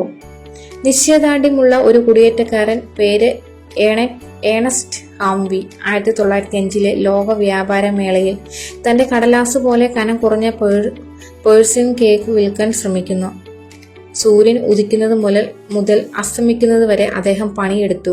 തന്റെ കേക്ക് സ്റ്റാൻഡിന് മുന്നിലൂടെ കടന്നുപോയവർക്കെല്ലാം സൗജന്യമായി കേക്കിന്റെ കഷണം സൗജന്യമായി കൊടുത്തു. എല്ലാം നിഷ്ഫലമായി. അദ്ദേഹത്തിന്റെ കേക്ക് വാങ്ങാൻ ആരും എത്തിയില്ല. കാര്യങ്ങൾ വഷളായി വരികയായിരുന്നു. പ്രദർശനത്തിനെത്തിയ വിശന്നു വലഞ്ഞ ആയിരങ്ങൾ ഏണസ്റ്റിന്റെ ഏകാന്തമായ കേക്ക് ബൂത്തും കടന്ന് 2 വാതിലുകൾക്കപ്പുറത്തുള്ള ഐസ്ക്രീം ബൂത്തിന് മുന്നിലേക്കാണ് ഓടുന്നത്. ഐസ്ക്രീം ബൂത്തുകാരൻ പണം വരുന്ന ദിവസങ്ങളോളം ഏണസ്റ്റ് നോക്കിയിരുന്നു. മുറിവിന് മേൽ അവമാനവും പുരട്ടി. തിരക്കേറിയ ചൂടുള്ള ഒരു സായാഹ്നത്തിൽ ഏണസ്റ്റിന്റെ ഭാഗ്യം പെട്ടെന്ന് ഒരു വഴിത്തിരിവിലെത്തി. ഐസ്ക്രീം അതിവേഗം വിറ്റഴിഞ്ഞുകൊണ്ടിരിക്കുകയാണ്. കടക്കാരന്റെ കൈവശമുള്ള പാത്രങ്ങൾ തീർന്നു. നിരാശയുടെ അദ്ദേഹം ഏണസ്റ്റിന്റെ കേക്ക് സ്റ്റാൻഡിലെത്തി. ഐസ്ക്രീം കൊടുക്കാൻ പറ്റിയ പാത്രങ്ങളുണ്ടോ എന്ന് തിരക്കി. വിവാഹം സ്വർഗത്തിൽ നടക്കുന്നു. ഏണസ്റ്റിന്റെ കൈവശം പാത്രങ്ങൾ ഉണ്ടായിരുന്നില്ല. ഐസ്ക്രീം കടക്കാരന് കൊടുക്കാനാകാത്ത പേഴ്സിൻ കേക്കുകളുടെ കൂമ്പാരം മാത്രമായിരുന്നു അദ്ദേഹത്തിന്റെ കൈവശമുണ്ടായിരുന്നത്. പെട്ടെന്ന് ഏണസ്റ്റിന് ഒരു ഐഡിയ തോന്നി. തന്റെ പേപ്പർ കേക്ക് ചുരുട്ടി ഒരു കോണാക്കി ഐസ്ക്രീം പാത്രമായി ഉപയോഗിക്കാം. കോൺ തീർച്ചയായും ഒരു ആഭിചാര മന്ത്രത്തെ പോലെ ഫലിച്ചു. അതായിരുന്നു ഐസ്ക്രീം കോണുമായുള്ള ലോകത്തിന്റെ പ്രണയബന്ധത്തിന്റെ തുടക്കം. ഐസ്ക്രീമും ഏണസ്റ്റിന്റെ കേക്ക് കോണും ഒന്നിച്ച് കുതിരയും വണ്ടിയും പോലെ മുന്നോട്ടു പോയി. അത് സ്വർഗത്തിൽ നടന്ന ഒരു വിവാഹമായിരുന്നു. ഐസ്ക്രീം കോൺ ഒരു രാത്രി കൊണ്ട് ആവേശമായി മാറി. 1905 ലോകമേളയിലെ ഹിറ്റായി. ഒരു നൂറ്റാണ്ടിന് ശേഷം ഐസ്ക്രീം കോണുകൾ ലോകത്തിന്റെ പ്രിയങ്കര ഭക്ഷണമായി തുടരുന്നു. കൂട്ടുചേർന്നുള്ള പ്രവർത്തനത്തിന്റെ മഹത്തായ ഉദാഹരണമാണ് ഐസ്ക്രീം കോൺ. 2 വ്യത്യസ്ത ആശയങ്ങളും ഉൽപ്പന്നങ്ങളും കൂടിച്ചേർന്നാൽ ലഭിക്കുന്ന ആകെ തുക വേറിട്ട് നിൽക്കുന്നതിനേക്കാൾ വലുതായിരിക്കും. ഐസ്ക്രീം കോൺ ക്രിയാത്മകമായ കൂടിച്ചേരലായിരുന്നു. സ്വാദുള്ള ഐസ്ക്രീം, സ്വാദുള്ള പേപ്പർ കേക്ക് രണ്ടും ഒരുമിച്ചപ്പോൾ സ്വാദിരട്ടിച്ചു. ക്രിയാത്മകമായ കൂടിച്ചേരലിന്റെ അസൂയാവഹമായ കരുത്ത്. തീർത്തും വ്യത്യസ്തങ്ങളായ 2 ആശയങ്ങൾ ചേർന്ന് തകർപ്പൻ വിജയം നേടുന്ന ഉൽപ്പന്നങ്ങളായി മാറിയ നിരവധി സംഭവങ്ങൾക്ക് ചരിത്രത്തിൽ ഏറെ ഉദാഹരണങ്ങളുണ്ട്. അവ അത്ഭുതകരമാം വിധം ലാഭമുണ്ടാക്കുന്ന സ്ഥാപനങ്ങളായി മാറി വലിയ അവസരങ്ങൾ ഒരുക്കി. ഒരു 3M കോർപ്പറേഷനായ ഫോർച്യൂൺ 500 എന്ന പ്രമുഖ കമ്പനിയുടെ ചരിത്രത്തിലെ ഏറ്റവും അധികം വിറ്റഴിഞ്ഞ ഉൽപ്പന്നത്തിലേക്കാണ് കൂട്ടുപ്രവർത്തനത്തെക്കുറിച്ചുള്ള എൻ്റെ ഏറ്റവും പ്രിയപ്പെട്ട കഥ എത്തുന്നത്. പള്ളിയിൽ കൊയർ പരിശീലനത്തിനിടെ തൻ്റെ സ്തോത്ര പുസ്തകത്തിൻ്റെ താളുകൾക്കിടയിൽ വയ്ക്കുന്ന അടയാള വസ്തു പതിവായി താഴെ വീണു പോകുന്നതിന് ഒരു പരിഹാരം അന്വേഷിക്കുകയായിരുന്നു 3M കമ്പനിയിലെ തൊഴിലാളി. തൻ്റെ ഓഫീസിലെ ചൂടേറിയ ചർച്ചയിൽ അദ്ദേഹം ഈ പ്രശ്നം അവതരിപ്പിച്ചു. ഒരു തരം പുതിയ പശ പരീക്ഷിച്ച് പരാജയപ്പെട്ട ഓർമ്മയിൽ കെമിക്കൽ എഞ്ചിനീയർ പരിഹാരം നിർദ്ദേശിച്ചു. ആ പശ കടലാസ് പാഡിന് പുറകിൽ ഒട്ടിച്ചു വയ്ക്കുക. കടലാസ് പാടും പരാജയപ്പെട്ട ഒരു പശയും ചേർന്നുള്ള ആ വിവാഹം വർഷം തോറും കോടിക്കണക്കിന് ഡോളർ 3M കമ്പനിക്ക് വരുമാനം ഉണ്ടാക്കി കൊടുക്കുന്ന പോസ്റ്റ് IT നോട്ട് എന്ന ഉൽപ്പന്നത്തിലാണ് അവസാനിച്ചത്. വിജയകരമായ കൂട്ടുപ്രവർത്തനത്തിന്റെ രഹസ്യം. പരസ്പര ബന്ധമില്ലാത്ത രണ്ട് ആശയങ്ങൾ കൂട്ടിച്ചേർത്ത് പൂർണ്ണമായും പുതിയ ഉൽപ്പന്നമോ ആശയമോ സൃഷ്ടിക്കുക എന്നതാണ് വിജയകരമായ കൂട്ടുപ്രവർത്തനത്തിന്റെ താക്കോൽ. ഐസ്ക്രീം കോണിന്റെ കണ്ടുപിടുത്തം പോലെ കൂട്ടുപ്രവർത്തനം പലപ്പോഴും ഭാഗ്യമായി മാറും. മറ്റു ചിലപ്പോൾ വളരെ സ്വർഗശേഷിയുള്ള ചിലരുടെ വേറിട്ട ചിന്തയുടെ ഫലമായി ഇത്തരം കൂട്ടുപ്രവർത്തനം സംഭവിക്കും. കാരണം എന്തായാലും വിജയകരമായ ഒരു കൂടിച്ചേരേണ്ട ഫലം കരുത്തേറിയതായിരിക്കും, അപ്രതീക്ഷിതമായിരിക്കും, സ്ഫോടനാത്മകമായിരിക്കും, ജീവിതം മാറ്റിമറിക്കുന്നതായിരിക്കും. ലോകത്തെങ്ങുമുള്ള ജനങ്ങളുടെ ജീവിതത്തിൽ നാടകീയ പ്രതിഫലനമുണ്ടാക്കിയ ആധുനിക കാലത്തെ 4 കൂട്ടുപ്രവർത്തനത്തെക്കുറിച്ച് പറയാം. മോട്ടോർ വാഹനം. 20ാം നൂറ്റാണ്ടിനെ ഏറ്റവും നന്നായി അടയാളപ്പെടുത്തുന്ന കണ്ടുപിടുത്തം ഏതാണ് എന്നതിനെക്കുറിച്ച് ലോകത്തെങ്ങുമുള്ള ജനങ്ങൾക്കിടയിൽ ഒരു സർവേ നടത്തിയാൽ ഭൂരിപക്ഷം പേരും പറയുക മോട്ടോർ വാഹനം എന്നായിരിക്കും. കുതിര വലിക്കുന്ന വണ്ടിയും ഇന്ധന എഞ്ചിനെയും കൂട്ടിച്ചേർത്ത് ജർമ്മനിയിലെ കാൾ ബെൻസും അമേരിക്കയിലെ ഹെൻറി ഫോർഡും ചേർന്ന് ആധുനിക കാലത്തിലേക്ക് ഓടിയെത്തുകയായിരുന്നു. ഇമെയിൽ ഇല്ലാതെ ബിസിനസ് നടത്തുന്ന കാര്യം നിങ്ങൾക്ക് സങ്കല്പിക്കാനാകുമോ? ടെലഫോണിനെ മാറ്റി നിർത്തിയാൽ ഇന്ന് ലഭ്യമായ ഏറ്റവും ലാഭകരവും കാര്യക്ഷമവുമായ ബിസിനസ് ഉപകരണമാണ് ഇമെയിൽ. പേഴ്സണൽ കമ്പ്യൂട്ടറും ഇന്റർനെറ്റും. പേഴ്സണൽ കമ്പ്യൂട്ടർ ഒരു കൂട്ടുപ്രവർത്തനത്തിന്റെ അന്തിമോൽപ്പന്നമാണ്. കാൽക്കുലേറ്ററിന്റെയും ടൈപ്പ്റൈറ്ററിന്റെയും ബുദ്ധിപരമായ കൂടിച്ചേരൽ. 1960കളുടെ തുടക്കത്തിൽ ആപ്പിൾ കമ്പ്യൂട്ടറിന്റെ സഹസ്ഥാപകനായ സ്റ്റീവൻ ജോബ്സ് ഒരു കാഴ്ചപ്പാട് മുന്നോട്ട് വച്ചു. അനധിവിദൂര ഭാവിയിൽ ലോകത്തെ ഓരോ വീട്ടിലെയും ഓരോ സ്കൂളിലെയും ഓരോ ഓഫീസിലെയും മേശപ്പുറത്ത് ചെറിയ, ചിലവ് കുറഞ്ഞ, അതിശയകരമിതം കരുത്തുറ്റ ഒരു കമ്പ്യൂട്ടർ ഉണ്ടാക്കുക. ഈ പേഴ്സണൽ കമ്പ്യൂട്ടറിനെ ഇന്റർനെറ്റുമായി ബന്ധിപ്പിച്ചാൽ ബിസിനസ്സിന്റെ ഭാവിയെയും ലോകത്തിന്റെ ഭാവിയെയും തന്നെയും രൂപപ്പെടുത്താൻ പോകുന്ന ഈ വ്യാപാരത്തിൽ നിങ്ങൾക്ക് വൻ മുന്നേറ്റമുണ്ടാക്കാം. ഫ്രാഞ്ചൈസിംഗ്. 20ാം നൂറ്റാണ്ടിലെ ഏറ്റവും വിജയകരമായ ബിസിനസ് മാതൃകയാണ് ഫ്രാഞ്ചൈസിംഗ്. സിയേഴ്സ് പോലുള്ള വിജയകരമായ ചെയിൻ സ്റ്റോറുകളുടെയും ചെറിയ ബിസിനസ് ഉടമകളുടെയും കൂടിച്ചേരലാണ് ഫ്രാഞ്ചൈസിയായി മാറിയത്. കഴിഞ്ഞ 50 വർഷമായി ഈ ആശയം വിജയകരമായി പ്രവർത്തിച്ചുകൊണ്ടിരിക്കുന്നു. അമേരിക്കയിൽ വിറ്റഴിക്കപ്പെടുന്ന സാധനങ്ങളുടെയും സേവനങ്ങളുടെയും 1/3 ഇന്ന് ഫ്രാഞ്ചൈസിംഗിലേക്ക് മാറിയതായി ചില വിദഗ്ധർ ചൂണ്ടിക്കാട്ടുന്നു. വിജയകരമായ ഈ 4 കൂട്ടുപ്രവർത്തനങ്ങളും ഉറപ്പായും ലോകത്തെ വൻതോതിൽ സ്വാധീനിച്ചിട്ടുണ്ട്. ഇതിൽ ഓരോ പ്രവർത്തനവും തീർച്ചയായും ലോകത്തെ എണ്ണമില്ലാത്ത ജനങ്ങളെ വൻതോതിൽ സമ്പത്തുണ്ടാക്കാൻ സഹായിച്ചിട്ടുണ്ട്. എന്നാൽ പട്ടികയിലെ അവസാനത്തെ ഇനമായ ഫ്രാഞ്ചൈസിംഗ് മാത്രമാണ് ഒരു ശരാശരി വ്യക്തിക്ക് സമ്പത്തിലേക്കുള്ള വഴി അനുകരിക്കാനുള്ള വിജയകരമായ മാർഗം. ഫ്രാഞ്ചൈസിംഗ് ഒരു അനുകർത്താവിൻ്റെ സ്വപ്നം സഫലമാക്കുന്നു. നോക്കൂ, ഒരു പുതിയ കമ്പ്യൂട്ടർ രൂപപ്പെടുത്താനും നിർമ്മിക്കാനുമുള്ള ബുദ്ധിയും പണവും വളരെ ചുരുക്കം പേർക്കേ ഉണ്ടാവൂ. അല്ലെങ്കിൽ ഒരു കാർ ഡീലർഷിപ്പിന്റെ ഉടമയാകാൻ, അല്ലെങ്കിൽ ഫാക്സ് മെഷീനുകൾ വിൽക്കുന്ന ഒരു റീറ്റെയിൽ കടയുടെ ഉടമയാകാൻ. നിങ്ങൾക്ക് ഈ സ്ഥാപനങ്ങളെ അനുകരിക്കാനാവില്ല, കാരണം അതിന് ചില പ്രത്യേക കഴിവുകളും ധാരാളം പണവും ആവശ്യമാണ്. ഇതാണ് ഫ്രാഞ്ചൈസിംഗിന്റെ സൗന്ദര്യം. നിർവചനം അനുസരിച്ച് ഫ്രാഞ്ചൈസികൾ അനുകരിക്കാവുന്ന മാതൃകയാണ്. ഒരു ഉൽപ്പന്നമോ സേവനമോ അനുകരിക്കാൻ കഴിയുന്നില്ലെങ്കിൽ അവ ഫ്രാഞ്ചൈസി ചെയ്യാനും കഴിയില്ല. ഫ്രാഞ്ചൈസിംഗ് ഉപഭോക്താക്കൾക്ക് യഥാർത്ഥത്തിൽ അനുഗ്രഹമാണ്. കാരണം ഫ്രാഞ്ചൈസിംഗിലൂടെ വിജയകരമായ ഒരു ഉൽപ്പന്നത്തെയോ സേവനത്തെയോ അനുകരിച്ച് അവയെ ലോകത്തെങ്ങുമുള്ള 100 ആയിരക്കണക്കിന് സ്ഥലങ്ങളിൽ എത്തിക്കാം. മാക്ഡൊണാൾഡ് ആണ് ഏറ്റവും മികച്ച ഉദാഹരണം. അവരുടെ ആദ്യ റെസ്റ്റോറൻറ്റ് കാലിഫോർണിയയിലെ സാൻ ബെർണാർഡിനോ എന്ന നഗരത്തിൽ മാത്രമാണ് ഉണ്ടായിരുന്നത്. അവിടെ നിന്ന് ഭക്ഷണം കഴിച്ചവരെല്ലാം മാക്ഡൊണാൾഡ് സഹോദരന്മാരുടെ വില കുറഞ്ഞ ഹംബർഗറുകളുടെയും ഫ്രൈകളെയും ഇഷ്ടപ്പെട്ടു. എന്നാൽ ഫ്രാഞ്ചൈസി തുടങ്ങുന്നതിന് മുമ്പ് ഇവ ആ പ്രദേശത്തെ ജനങ്ങൾക്ക് മാത്രമാണ് രുചിക്കാൻ കഴിഞ്ഞിരുന്നത്. കാരണം അത് അവിടെ മാത്രമേ ഉണ്ടായിരുന്നുള്ളൂ. ഫ്രാഞ്ചൈസിയിലൂടെ മാക്ഡൊണാൾഡ്സിന് രാജ്യത്തെ എല്ലാ നഗരത്തിലും തൻ്റെ ബർഗറും ഫ്രൈയും ലഭ്യമാക്കാൻ കഴിഞ്ഞു. ഇന്ന് 119 രാജ്യങ്ങളിൽ 30,000-ലേറെ മാക്ഡൊണാൾഡ് റെസ്റ്റോറൻറ്റുകളുണ്ട്. ഓരോ 2 ദിവസത്തിലും ലോകത്ത് എവിടെയെങ്കിലും ഒരെണ്ണം പുതിയതായി തുറന്നുകൊണ്ടിരിക്കുന്നു. ഫ്രാഞ്ചൈസി എന്ന ആശയത്തിൽ ഉപഭോക്താക്കൾ സന്തുഷ്ടരാണെങ്കിൽ അത് ഉടമകളിലും നടത്തിപ്പുകാരിലും എങ്ങനെയായിരിക്കും പ്രതിഫലിക്കുക? അവർ അതീവ ആഹ്ലാദത്തിലായിരിക്കും. ആയിരക്കണക്കിന് ബിസിനസ് ഉടമകളെ സംബന്ധിച്ച് തീർച്ചയായും ഫ്രാഞ്ചൈസിയിലൂടെ ഒരു അനുകർത്താവിൻ്റെ സ്വപ്നമാണ് സാക്ഷാത്കരിക്കപ്പെടുന്നത്. ഫ്രാഞ്ചൈസിങ് എങ്ങനെ പ്രവർത്തിക്കുന്നു? വിജയിച്ച ബിസിനസ്സുകൾ പകർത്തുന്നതിലൂടെ സമ്പത്തിലേക്കുള്ള വഴി അനുകരിക്കാൻ കഴിയുന്ന തെളിയിക്കപ്പെട്ട മാർഗമാണ് ഫ്രാഞ്ചൈസിങ്. ഫ്രാഞ്ചൈസിങ് എന്നത് വിജയകരമായ ഒരു പങ്കാളിത്തത്തിന്റെ ശരിയായ ഉദാഹരണം കൂടിയാണ്. പ്രധാന കമ്പനി അല്ലെങ്കിൽ ഫ്രാഞ്ചൈസർ ഒരു നിക്ഷേപകന് ലാഭകരമെന്ന് തെളിയിക്കപ്പെട്ട ഒരു സംവിധാനം വിൽക്കുകയും അതിലൂടെ വിപണിയിലെ ഓഹരി പങ്കാളിത്തം വിപുലപ്പെടുത്തുകയുമാണ്. നിക്ഷേപകനോ ഫ്രാഞ്ചൈസിയോ പൂർണ്ണമായും വിജയിച്ച ഒരു ബിസിനസ്സാണ് വാങ്ങുന്നത്. അതിലൂടെ ഒരു പുതിയ വ്യവസായ സംരംഭം തുടങ്ങുമ്പോൾ അനിവാര്യമായും ഉണ്ടാകാനിടയുള്ള സാമ്പത്തിക പിഴവുകളുടെ അപകട സാധ്യത കുറയ്ക്കാനാകുന്നു. അത് ജയം ഉറപ്പായ ഒരു സാഹചര്യമാണ്. 20-ാം നൂറ്റാണ്ടിലെ ഏറ്റവും മഹത്തായ ബിസിനസ് വിജയകഥയാണ് ഫ്രാഞ്ചൈസിങ്.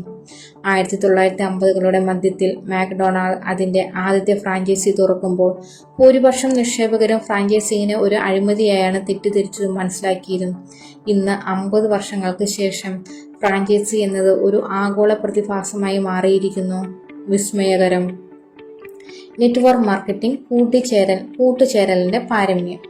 സമ്പത്ത് ഉണ്ടാക്കാനുള്ള ഏറ്റവും മികച്ച ഒരു കൂട്ടുപ്രവർത്തനം ഉണ്ടാക്കിയെടുക്കുന്നതിനുള്ള ചുമതല നിങ്ങൾക്ക് വന്നുപെട്ടിരിക്കുന്നുവെന്ന് ഒരു നിമിഷം വിചാരിക്കൂ. ഈ ഭൂമിയിലെ ഓരോ ആളെയും സ്പർശിക്കുന്നതും അവരുടെ ജീവിതത്തെ സമ്പന്നവും മെച്ചപ്പെടുത്തുന്നതുമായ അസൂയാവഹവും കരുത്തുറ്റതുമായ ഒരു കൂട്ടുപ്രവർത്തനം. നിങ്ങളുടെ കൂട്ടുപ്രവർത്തനം പകർത്താവുന്നതും ആർക്കും അനുകരിക്കാവുന്നതുമാണ്. നിങ്ങളുടെ കൂട്ടുപ്രവർത്തനം ആർക്കും ചെയ്യാൻ കഴിയും വിധം ചിലവ് കുറഞ്ഞതാണ്.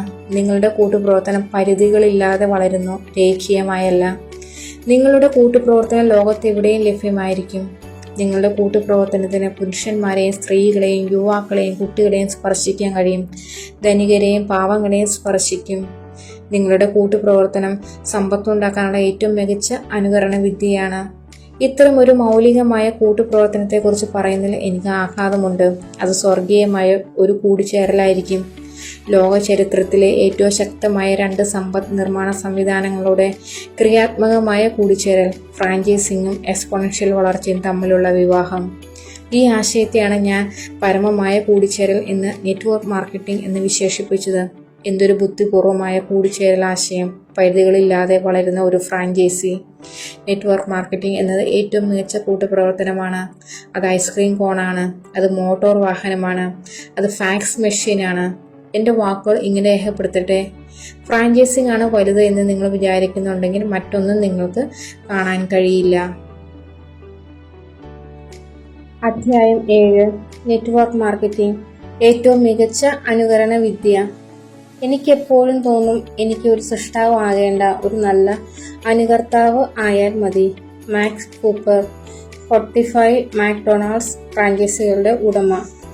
ഫ്രാഞ്ചൈസിയുടെ വിജയത്തിലേക്കുള്ള താക്കോൽ പകർപ്പെടുക്കലാണ് എന്ന് നാം ഇതിനകം അംഗീകരിച്ചു കഴിഞ്ഞു. മാത്രമല്ല, കോമ്പൗണ്ടിങ്ങിലൂടെയുള്ള എക്സ്പോണൻഷ്യൽ വളർച്ചയാണ് സമ്പത്ത് ഉണ്ടാക്കാനുള്ള സ്ഥായിയായ മാർഗം എന്നും നാം അംഗീകരിക്കുന്നു. അതുകൊണ്ടാണ് നെറ്റ്വർക്ക് മാർക്കറ്റിങ്ങിന് ഏറ്റവും മികച്ച കൂട്ടുപ്രവർത്തനമെന്ന് ഞാൻ പറയുന്നത്. ഫ്രാഞ്ചൈസിംഗ് എന്ന ആശയത്തിലെ ഏറ്റവും മികച്ചതിനെ എക്സ്പോണൻഷ്യൽ വളർച്ച എന്ന ആശയത്തിലെ ഏറ്റവും മികച്ചതുമായി സംയോജിപ്പിക്കുക. അത് തീർച്ചയായും സ്വർഗത്തിൽ നടക്കുന്ന വിവാഹമാണ്. നെറ്റ്വർക്ക് മാർക്കറ്റിംഗ് എന്ന സമ്പത്തുണ്ടാക്കാനുള്ള ഏറ്റവും മികച്ച അനുകരണ വിദ്യയ്ക്കായി ഈ 2 ഘടകങ്ങളെയും എങ്ങനെ കൂട്ടിച്ചേർക്കാം എന്ന് അറിയുന്നതിന് മുമ്പ് ഈ 2 ആശയങ്ങളെയും ഒന്ന് പരിശോധിക്കാം. ലാഭരഹിതനായ വേലക്കാരന്റെ ഉപമ. നമ്മൾ നേരത്തെ പറഞ്ഞതുപോലെ എക്സ്പോണൻഷ്യൽ വളർച്ച ആയിരക്കണക്കിന് വർഷങ്ങളായി സമ്പന്നർക്ക് നേട്ടമുണ്ടാക്കി കൊടുക്കുന്ന സ്ഥായിയായ സമ്പത്ത് ആർജിത സംവിധാനമാണ്. കോമ്പൗണ്ടിങ്ങിൽ നിന്ന് ഉണ്ടാക്കുന്നതിന്റെ പ്രാധാന്യം ബൈബിൾ പോലും തിരിച്ചറിഞ്ഞിട്ടുണ്ട്. യേശു ക്രിസ്തു ചൂണ്ടിക്കാട്ടിയ ലാഭരഹിതനായ വേലക്കാരന്റെ ഉപമയിൽ നിന്ന് ഇത് വ്യക്തമാണ്. ഉപമ ഇങ്ങനെയാണ്: ഒരു വലിയ എസ്റ്റേറ്റിന്റെ ഉടമ നീണ്ട ഒരു ബിസിനസ് യാത്രയ്ക്ക് തയ്യാറെടുക്കുകയാണ്. തന്റെ വിശ്വസ്തരായ 3 വേലക്കാരെ വിളിച്ച് അദ്ദേഹം കുറച്ച് പണം ഓരോരുത്തർക്കും നൽകി, സുരക്ഷിതമായി സൂക്ഷിക്കാൻ. ആദ്യത്തെ വേലക്കാരന് 5 ടാലന്റാണ് കിട്ടിയത്. രണ്ടാമന് 2ഉം മൂന്നാമന് 1 ടാലന്റുമാണ്. ആദ്യത്തെ 2 വേലക്കാർ പണം ഒരിടത്ത് നിക്ഷേപിച്ചു. ഉടമ തിരിച്ചെത്തിയപ്പോഴേക്കും അത് ഇരട്ടിയായിരുന്നു. അവരുടെ ബുദ്ധിശക്തിയെ അദ്ദേഹം പ്രശംസിച്ചു. മൂന്നാമത്തെ വേലക്കാരൻ തനിക്ക് കിട്ടിയ പണം മണ്ണിൽ കുഴിച്ചിടുകയാണ് ചെയ്തത്. അത് നഷ്ടപ്പെടുകയും ചെയ്തു. 1 ടാലന്റ് പോയിട്ട് ഒന്നും അയാൾക്ക് തന്റെ ഉടമയ്ക്ക് തിരിച്ചു കൊടുക്കാൻ ഉണ്ടായിരുന്നില്ല. പണം നിക്ഷേപിക്കാത്തതിൽ ഉടമ വേലക്കാരനെ നന്നായി ശകാരിച്ചു. അപ്പോൾ തന്നെ പിരിച്ചുവിടുകയും ചെയ്തു. പണം നിങ്ങൾക്ക് വേണ്ടി മാറ്റിവെക്കുക. ബുദ്ധിപരവും സൃഷ്ടിപരവുമായ തീരുമാനമെടുക്കേണ്ടതിന്റെ പ്രാധാന്യമാണ് ഈ ഉപമ പറയുന്നത്. അത് സാമ്പത്തിക തീരുമാനമാകട്ടെ, ആത്മീയമാകട്ടെ, അവസരങ്ങൾ കൊണ്ടോ പണം കൊണ്ടോ കഴിവ് കൊണ്ടോ ആത്മാവ് കൊണ്ടോ അനുഗ്രഹിക്കപ്പെട്ടു എന്ന് വരില്ല. ആ അനുഗ്രഹം കൊണ്ട് നിങ്ങൾ എന്ത് ചെയ്യുന്നു എന്നതാണ് യഥാർത്ഥ പ്രശ്നം. അതിനെ നിങ്ങൾ മണ്ണിൽ കുഴിച്ചിടുകയാണോ അതോ ഇരട്ടിയായി വളരും വിധം ബുദ്ധിപൂർവ്വം നിക്ഷേപിക്കുകയാണോ? എക്സ്പോണൻഷ്യൽ വളർച്ചയുടെ ശക്തി വ്യക്തമാണ്. നിങ്ങളുടെ പണം നിങ്ങൾക്ക് വേണ്ടി മാറ്റിവെക്കുക. അതുവഴി അതിനെ നിങ്ങൾക്ക് ഇരട്ടിയാക്കാം, 10 മടങ്ങാക്കാം, വീണ്ടും വീണ്ടും ഇരട്ടിയാക്കാം. കോമ്പൗണ്ടിങ്ങിലൂടെ നിങ്ങളുടെ പണം നിങ്ങൾക്ക് വേണ്ടി പ്രവർത്തിക്കുന്നു. നിങ്ങൾ ഉറങ്ങുമ്പോൾ പോലും. കോമ്പൗണ്ടിങ്ങിലെ ലോകത്തിലെ 8ാമത്തെ അത്ഭുതമെന്ന് വിശേഷിപ്പിച്ച ആൽബർട്ട് ഐൻസ്റ്റീനെ ഈ കാര്യം നന്നായി അറിയാമായിരുന്നു. സമയമാണ് പ്രശ്നം. ഒരു ബുദ്ധിമുട്ടുണ്ട് തീർച്ചയായും. അല്ലെങ്കിൽ സമ്പത്ത് ഉണ്ടാക്കാനുള്ള എക്സ്പോണൻഷ്യൽ സംവിധാനം പകർത്തി ലോകത്തുള്ള ഏതൊരാൾക്കും സമ്പന്നനാകാൻ കഴിയുമായിരുന്നു. ശരിയല്ലേ? പരമ്പരാഗതമായ കോമ്പൗണ്ടിങ്ങിന് 2 വെല്ലുവിളികളാണ് നമ്മളിൽ ഏറെ പേരും സംബന്ധിച്ച്. അവ പ്രധാന വെല്ലുവിളികൾ തന്നെ. ഒന്ന്, നിക്ഷേപിക്കണമെങ്കിൽ ബില്ലൊക്കെ അടച്ചു തീർത്ത് നമ്മുടെ കൈവശം അധികമായി പണം ഉണ്ടായിരിക്കണം. നിർഭാഗ്യവശാൽ അങ്ങനെ സംഭവിക്കാറില്ല. ഒരു തമാശ നടൻ ഒരിക്കൽ പറഞ്ഞതുപോലെ, പണത്തിന്റെ അവസാനമാകുമ്പോഴേക്കും നമ്മുടെ കൈവശം കുറെ മാസങ്ങൾ ബാക്കിയുണ്ടാകും. ഒരു മാസം $100 മാറ്റിവെക്കാൻ കഴിയുന്നത് തന്നെ ശരാശരി ഒരു വ്യക്തിയെ സംബന്ധിച്ച് ഭാഗ്യമാണ്.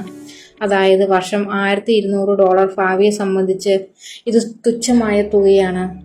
രണ്ടാമത്, കോമ്പൗണ്ടിങ്ങിലൂടെയുള്ള പണത്തിന്റെ വളർച്ചയ്ക്ക് സമയമെടുക്കും. ധാരാളം സമയം. $1000 ഓഹരി വിപണിയിൽ 10% വാർഷിക പലിശയിലൂടെ ഇരട്ടിയായി $2000 ആകാൻ 7ൽ കൂടുതൽ വർഷമെടുക്കും. നിക്ഷേപിക്കാൻ ഏതാനും നൂറുകൾ അല്ലെങ്കിൽ ആയിരങ്ങൾ മാത്രമേ ഉള്ളൂ എങ്കിൽ ഇരട്ടിക്കുന്ന സംവിധാനം അത്ര ആകർഷകമായിരിക്കില്ല. കോമ്പൗണ്ടിങ്ങിലൂടെ സമ്പന്നരാകാൻ തിടുക്കമുള്ളവരായിരിക്കും ഏറെ പേരും. നമുക്ക് നെറ്റ്വർക്ക് മാർക്കറ്റിനോട് നന്ദി പറയുക. സമ്പത്ത് ഉണ്ടാക്കുന്നതിനും ദശാബ്ദങ്ങൾക്ക് പകരം വർഷങ്ങൾ കൊണ്ടും മാസങ്ങൾ കൊണ്ടും അത് 10 മടങ്ങാക്കുന്നതിനും അനുയോജ്യമായ ഒരു ഫ്രാഞ്ചൈസി സംവിധാനം ഇന്നുണ്ട്. ഈ സംവിധാനമാണ് ഉത്തരം. നെറ്റ്വർക്ക് മാർക്കറ്റിംഗ് എളുപ്പം പകർത്താവുന്ന ഒന്നായതിനാൽ സമ്പത്ത് ഉണ്ടാക്കാനുള്ള ഏറ്റവും മികച്ച അനുകരണ വിദ്യ കൂടിയാണിത്. ഇത് ലാഭകരമാണ്.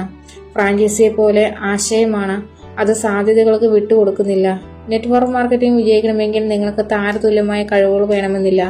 ടൈഗർ വുഡ്സിനെ പോലെയോ ആഞ്ചലീന ജോളിയെ പോലെ ആൽബർട്ട് ഐൻസ്റ്റീനെ ബിൽ ഗേറ്റ്സിനെ പോലെ പ്രതിഭയായി ജനിക്കണമെന്നുമില്ല. വിനോദ വ്യവസായത്തെ പോലെയല്ല നെറ്റ്വർക്ക് മാർക്കറ്റിംഗ്. ഒരു താരത്തിനെ ചുറ്റിപ്പറ്റിയല്ല നിർമ്മിക്കപ്പെട്ടിരിക്കുന്നത്. അത് സാധാരണക്കാർക്ക് ചുറ്റുമാണ് നിർമ്മിക്കപ്പെട്ടിരിക്കുന്നത്. വിജയകരമായ ഒരു സംവിധാനത്തെ അനുകരിക്കുന്നതിലൂടെ അസാധാരണ ഫലം ലഭിക്കുന്നു. അതേപോലെ ചെയ്യാൻ മറ്റുള്ളവരെ പഠിപ്പിക്കാനും കഴിയും. ശരാശരിയിലും കൂടുതൽ വരുമാനം ഉണ്ടാക്കുന്ന ശരാശരിക്കാർ എന്നാണ് നെറ്റ്വർക്ക് മാർക്കറ്റിംഗിനെ വിവരിക്കുന്നത്. ഫ്രാഞ്ചൈസി തുടങ്ങാൻ നൂറുകണക്കിന് ആയിരക്കണക്കിന് ഡോളർ ചെലവഴിക്കുന്നതിന് പകരം നിങ്ങൾക്ക് നെറ്റ്വർക്ക് മാർക്കറ്റിംഗ് ഫ്രാഞ്ചൈസി തുടങ്ങാൻ ഏതാനും $100 നിക്ഷേപിച്ചാൽ മതി. അതുകൊണ്ടാണ് ചില വിദഗ്ധർ നെറ്റ്വർക്ക് മാർക്കറ്റിനെ പീപ്പിൾസ് ഫ്രാഞ്ചൈസി എന്ന് പറയുന്നത്. ഞാൻ അതിനെ ബദൽ ഫ്രാഞ്ചൈസി എന്ന് വിളിക്കുന്നു. ശരിയായ പ്ലാൻ അനുകരിക്കുക. വലിയ ലാഭകരമായ ഒരു ഫ്രാഞ്ചൈസി ഉണ്ടാക്കാനും വലിയ ലാഭകരമായ നെറ്റ്വർക്ക് മാർക്കറ്റിംഗ് വിതരണ ശൃംഖലയെ കെട്ടിപ്പടുക്കാനും ഒരേ വഴിയാണുള്ളത്. ഒരു മാസ്റ്റർ അനുകർത്താവ് എന്ന നിലയ്ക്ക് ദൈവം നിങ്ങൾക്ക് നൽകിയ കഴിവ് പ്രയോജനപ്പെടുത്തുക. നിങ്ങളിലുണ്ടെന്ന് നമ്മൾ സമ്മതിച്ച അതേ കഴിവ്. ഒരേ ഒരു വ്യത്യാസം എന്താണെന്ന് വെച്ചാൽ നെറ്റ്വർക്കിങ്ങിലൂടെ ശരിയായ സമ്പത്ത് ഉണ്ടാക്കാനുള്ള ഫ്രാഞ്ചൈസി പോലുള്ള ആശയമാണ് നിങ്ങൾ പകർത്തുന്നത്. താൽക്കാലിക വരുമാനം ഉണ്ടാക്കുന്ന ഒരു ജോലി പകർത്തുകയല്ല. ഒരു ഫ്രാഞ്ചൈസിയിൽ നിങ്ങൾ പണം നിക്ഷേപിക്കുമ്പോൾ, നെറ്റ്വർക്ക് മാർക്കറ്റിംഗ് ബിസിനസ്സിൽ നിങ്ങൾ സമയം നിക്ഷേപിക്കുമ്പോൾ യഥാർത്ഥത്തിൽ നിക്ഷേപിക്കുന്നത് ഒരു സിസ്റ്റം തന്നെയാണ്, ഒരു വ്യവസ്ഥ തന്നെയാണ്. മാക്ഡൊണാൾഡ്സിൻ്റേതുപോലെ കോടിക്കണക്കിന് ഡോളറിന്റെ ഒരു സ്ഥാപനം കുഴിച്ചെടുക്കാൻ ശ്രമിക്കുന്നതിന് പകരം അവരുടെ വിജയ മാതൃക പിന്തുടരുന്നതല്ലേ കൂടുതൽ യുക്തിപരം? എല്ലാറ്റിനേക്കാളും ഉപരിയായി മാക്ഡൊണാൾഡ്സ് കോർപ്പറേഷൻ അവരുടെ ഫ്രാഞ്ചൈസികൾക്ക് മികച്ചതും തെളിയിക്കപ്പെട്ടതുമായ വ്യവസ്ഥയാണ് ഉറപ്പു നൽകുന്നത്. മാക്ഡൊണാൾഡ്സിന്റെ തനത് വിദ്യയിൽ പരിശീലനം നൽകുന്ന കേന്ദ്രത്തെക്കുറിച്ച് കേൾക്കുമ്പോൾ അതാണ് ഹംബർഗർ യൂണിവേഴ്സിറ്റി. ആളുകളെ ചിരിപ്പിച്ചേക്കാം. എന്നാൽ മാക്ഡൊണാൾഡ്സിന്റെ ആസ്ഥാനത്ത് പരിശീലനവും വിദ്യാഭ്യാസവും തികച്ചും ഗൗരവമായ പ്രക്രിയകൾ ആണ്. മാക്ഡൊണാൾഡ്സ് ഫ്രാഞ്ചൈസി ലഭിക്കണമെങ്കിൽ നിങ്ങൾക്ക് ഹംബർഗർ സർവകലാശാലയിൽ ചേർന്ന് അവരുടെ സംവിധാനത്തെക്കുറിച്ച് പഠിക്കണം. 50 വർഷത്തിലേറെയായി ഒരു മന്ത്രം പോലെ പ്രവർത്തിച്ചു കൊണ്ടിരിക്കുന്ന സംവിധാനമാണ്. ഈ സംവിധാനം പകർത്താൻ നിങ്ങൾ തയ്യാറില്ലെങ്കിൽ നിങ്ങൾക്ക് ഫ്രാഞ്ചൈസി ലഭിക്കില്ല. അത് ലളിതമാണ്. മാക്ഡൊണാൾഡ്സിന്റെ ആവശ്യങ്ങളിൽ ഏറ്റവും അവസാന കാര്യം ഒരു തോറ്റ ഫ്രാഞ്ചൈസി ആയിരിക്കും. ഫ്രാഞ്ചൈസിംഗ് ഒരു വിജയിയാകുന്നു. 1980കളിലും 90കളിലും ഫ്രാഞ്ചൈസി എന്നത് ലോകത്തെ ഏറ്റവും ചൂടേറിയ ബിസിനസ് ആശയമായിരുന്നുവെന്ന് ന്യായമായും വിശ്വസിക്കാം. ഈ വ്യവസായം ആശ്ചര്യകരമായ വളർച്ച കൈവരിച്ചു കൊണ്ടിരിക്കുന്നു. എന്റർപ്രണർ മാഗസിന്റെ റിപ്പോർട്ട് അനുസരിച്ച് 2008 ലോകത്തെ എങ്ങുമുള്ള 7,50,000 ഫ്രാഞ്ചൈസികളുടെ $1 ട്രില്യൺ വിൽപ്പനയാണ് നടന്നത്. സത്യമാണ്, $1 ട്രില്യൺ. ഓർക്ക് 60 വർഷം മുമ്പ് ഫ്രാഞ്ചൈസി അഴിമതി എന്നാണ് കരുതിയിരുന്നത്.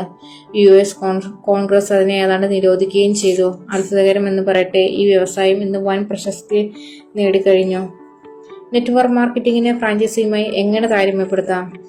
വിജയകരമായ ഫ്രാഞ്ചൈസിംഗ് സമാനമായ റോളാണ് നെറ്റ്വർക്ക് മാർക്കറ്റിംഗ് കമ്പനികളുടേത്. നെറ്റ്വർക്ക് മാർക്കറ്റിംഗ് കമ്പനി ഗുണമേന്മയേറിയ ഉൽപ്പന്നങ്ങളും പ്രവർത്തന സജ്ജമായ സംവിധാനവും വിപണിക്ക് അനുയോജ്യമായതും അറിവ് പകരുന്നതുമായ ബ്രോഷറുകൾ, ലേഖകൾ, ടേപ്പുകൾ തുടങ്ങിയ സാമഗ്രികൾ നൽകി അത് ഫ്രാഞ്ചൈസികൾക്ക് അല്ലെങ്കിൽ വിതരണക്കാർ എന്നറിയപ്പെടുന്നു പൂർണ്ണ പിന്തുണ നൽകുന്നു. ഫ്രാഞ്ചൈസി ആയാലും നെറ്റ്വർക്ക് മാർക്കറ്റിംഗിലായാലും അവയുടെ സംവിധാനം പ്രധാനമാണ്. നിങ്ങളുടെ വിജയം പകർത്താനുള്ള നിങ്ങളുടെ കഴിവിനെ ആശ്രയിച്ചിരിക്കുന്നു.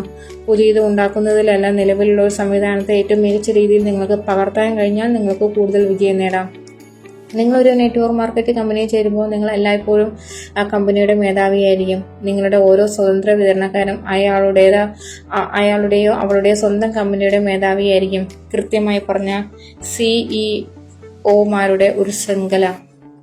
ഫ്രാഞ്ചൈസിയേക്കാൾ നെറ്റ്വർക്കിനുള്ള ഗുണങ്ങൾ. ഫ്രാഞ്ചൈസി നെറ്റ്വർക്ക് മാർക്കറ്റിംഗും അനുകരണ വിദ്യയാണെങ്കിലും ഫ്രാഞ്ചൈസിയേക്കാൾ നിരവധി സവിശേഷതകൾ നെറ്റ്വർക്കിംഗിനുണ്ട്. ഈ രണ്ട് സംവിധാനങ്ങളും തമ്മിലുള്ള താരതമ്യം താഴെ കാണുന്ന പട്ടികയിൽ കാണുക. ഫ്രാഞ്ചൈസിംഗ്. ശരിയായ ഫ്രാഞ്ചൈസി തുടങ്ങാനുള്ള ചെലവ് $100,000 മേൽ. നെറ്റ്വർക്ക് മാർക്കറ്റിംഗ് തുടങ്ങാനുള്ള ചെലവ് $500 കുറവോ. പണത്തിന് വേണ്ടി സമയം വിൽക്കുന്ന രേഖീയ വളർച്ച. ഫ്രാഞ്ചൈസിംഗിൽ വരുമാനം 10 മടങ്ങ് ഇരട്ടിക്കുന്നു. നെറ്റ്വർക്ക് മാർക്കറ്റിംഗിൽ 3% മുതൽ 10% വരെ പ്രതിമാസ ഫ്രാഞ്ചൈസി ഫീസ് നൽകണം. ഫ്രാഞ്ചൈസിംഗിൽ കമ്പനി നിങ്ങളുടെ സ്ഥാപനത്തിന് 3% മുതൽ 28% വരെ നൽകുന്നു. നെറ്റ്വർക്ക് മാർക്കറ്റിംഗിൽ തൊഴിലാളികളെ ജോലിക്ക് എടുക്കുകയും പിരിച്ചുവിടുകയും ചെയ്യാം. ഫ്രാഞ്ചൈസിംഗിൽ തൊഴിലാളികളെ ഇല്ല. നെറ്റ്വർക്ക് മാർക്കറ്റിംഗിൽ നിങ്ങൾ വളരുമ്പോൾ പ്രവർത്തന ചെലവും കൂടുന്നു. ഫ്രാഞ്ചൈസിംഗിൽ വീട്ടിലിരുന്ന് ചെയ്യാവുന്ന ബിസിനസ്സാണ് നെറ്റ്വർക്ക് മാർക്കറ്റിംഗ്. നിങ്ങളുടെ മണിക്കൂറുകളാണ് സ്റ്റോറിന്റെ മണിക്കൂർ. ഫ്രാഞ്ചൈസിംഗിൽ ജോലി സമയം നിങ്ങൾക്ക് തീരുമാനിക്കാം. നെറ്റ്വർക്ക് മാർക്കറ്റിംഗിൽ പരിമിതമായ അതിരാണ്. ഫ്രാഞ്ചൈസിംഗിൽ ദേശീയവും അന്തർദേശീയവുമായ അതിരുകളാണ്. നെറ്റ്വർക്ക് മാർക്കറ്റിംഗിൽ മറ്റാരുടെയോ സ്വപ്നം നിർമ്മിച്ചുകൊണ്ടിരിക്കുന്നു. ഫ്രാഞ്ചൈസിംഗിൽ സ്വന്തം സ്വപ്നം നിർമ്മിക്കുന്നു. നെറ്റ്വർക്ക് മാർക്കറ്റിംഗിൽ നിങ്ങൾ കണ്ടതുപോലെ നെറ്റ്വർക്ക് മാർക്കറ്റിംഗ് ഫ്രാഞ്ചൈസിംഗിന്റെ മികച്ചതിനെ എല്ലാം എടുത്ത് ബാക്കി വിട്ടുകളയുന്നു. തൽഫലമായി അനുകരണ വിപണിയെ നെറ്റ്വർക്കിംഗ് പൂർണ്ണമായും ഒരു പുതിയ തലത്തിലെത്തിക്കുന്നു. അതുകൊണ്ടാണ് നെറ്റ്വർക്ക് മാർക്കറ്റിംഗ് ചില വിദഗ്ധർ സ്വതന്ത്ര വാണിജ്യ വ്യവസ്ഥയിലേക്കുള്ള പരിണാമത്തിന്റെ അടുത്ത ഘട്ടം എന്ന് വിശേഷിപ്പിക്കുന്നത്. എക്സ്പോണൻഷ്യൽ വളർച്ചയുള്ള ഫ്രാഞ്ചൈസിയിൽ പോലെ നിങ്ങളുടെ നെറ്റ്വർക്കിലെ ഓരോ വിതരണക്കാരനും അദ്ദേഹത്തിന്റെ സ്വന്തം ബിസിനസ്സിന്റെ ഉടമയായിരിക്കും. ഉൽപ്പന്നങ്ങൾ വിതരണം ചെയ്യുകയും ഒപ്പം വിതരണക്കാരുടെ ഒരു ശൃംഖല ഉണ്ടാക്കുകയും ചെയ്യുന്നു. എന്നാൽ ഫ്രാഞ്ചൈസിയിൽ നിന്ന് ഭിന്നമായ ഒരു നെറ്റ്വർക്ക് മാർക്കറ്റർ എന്ന നിലയ്ക്ക് നിങ്ങൾക്കൊരു ഫ്രാഞ്ചൈസിയുടെ റോൾ വഹിക്കേണ്ടതില്ല. നിങ്ങൾക്ക് വേണമെങ്കിൽ ഇങ്ങനെ ചെയ്യാം. സമ്പത്തുണ്ടാക്കാനുള്ള മികച്ച ഒരു സംവിധാനം പകർത്താൻ പഠിപ്പിച്ച് മറ്റുള്ളവരെ നിങ്ങളുടെ ബിസിനസ്സിന്റെ സ്പോൺസർമാരാക്കുന്ന ഒരു ഫ്രാഞ്ചൈസറുടെ റോൾ വഹിക്കാം. മറ്റൊരു വിധത്തിൽ പറഞ്ഞാൽ ഫ്രാഞ്ചൈസി രേഖീയ വളർച്ചയുമായി സദാ ബന്ധപ്പെട്ടിരിക്കുന്നു.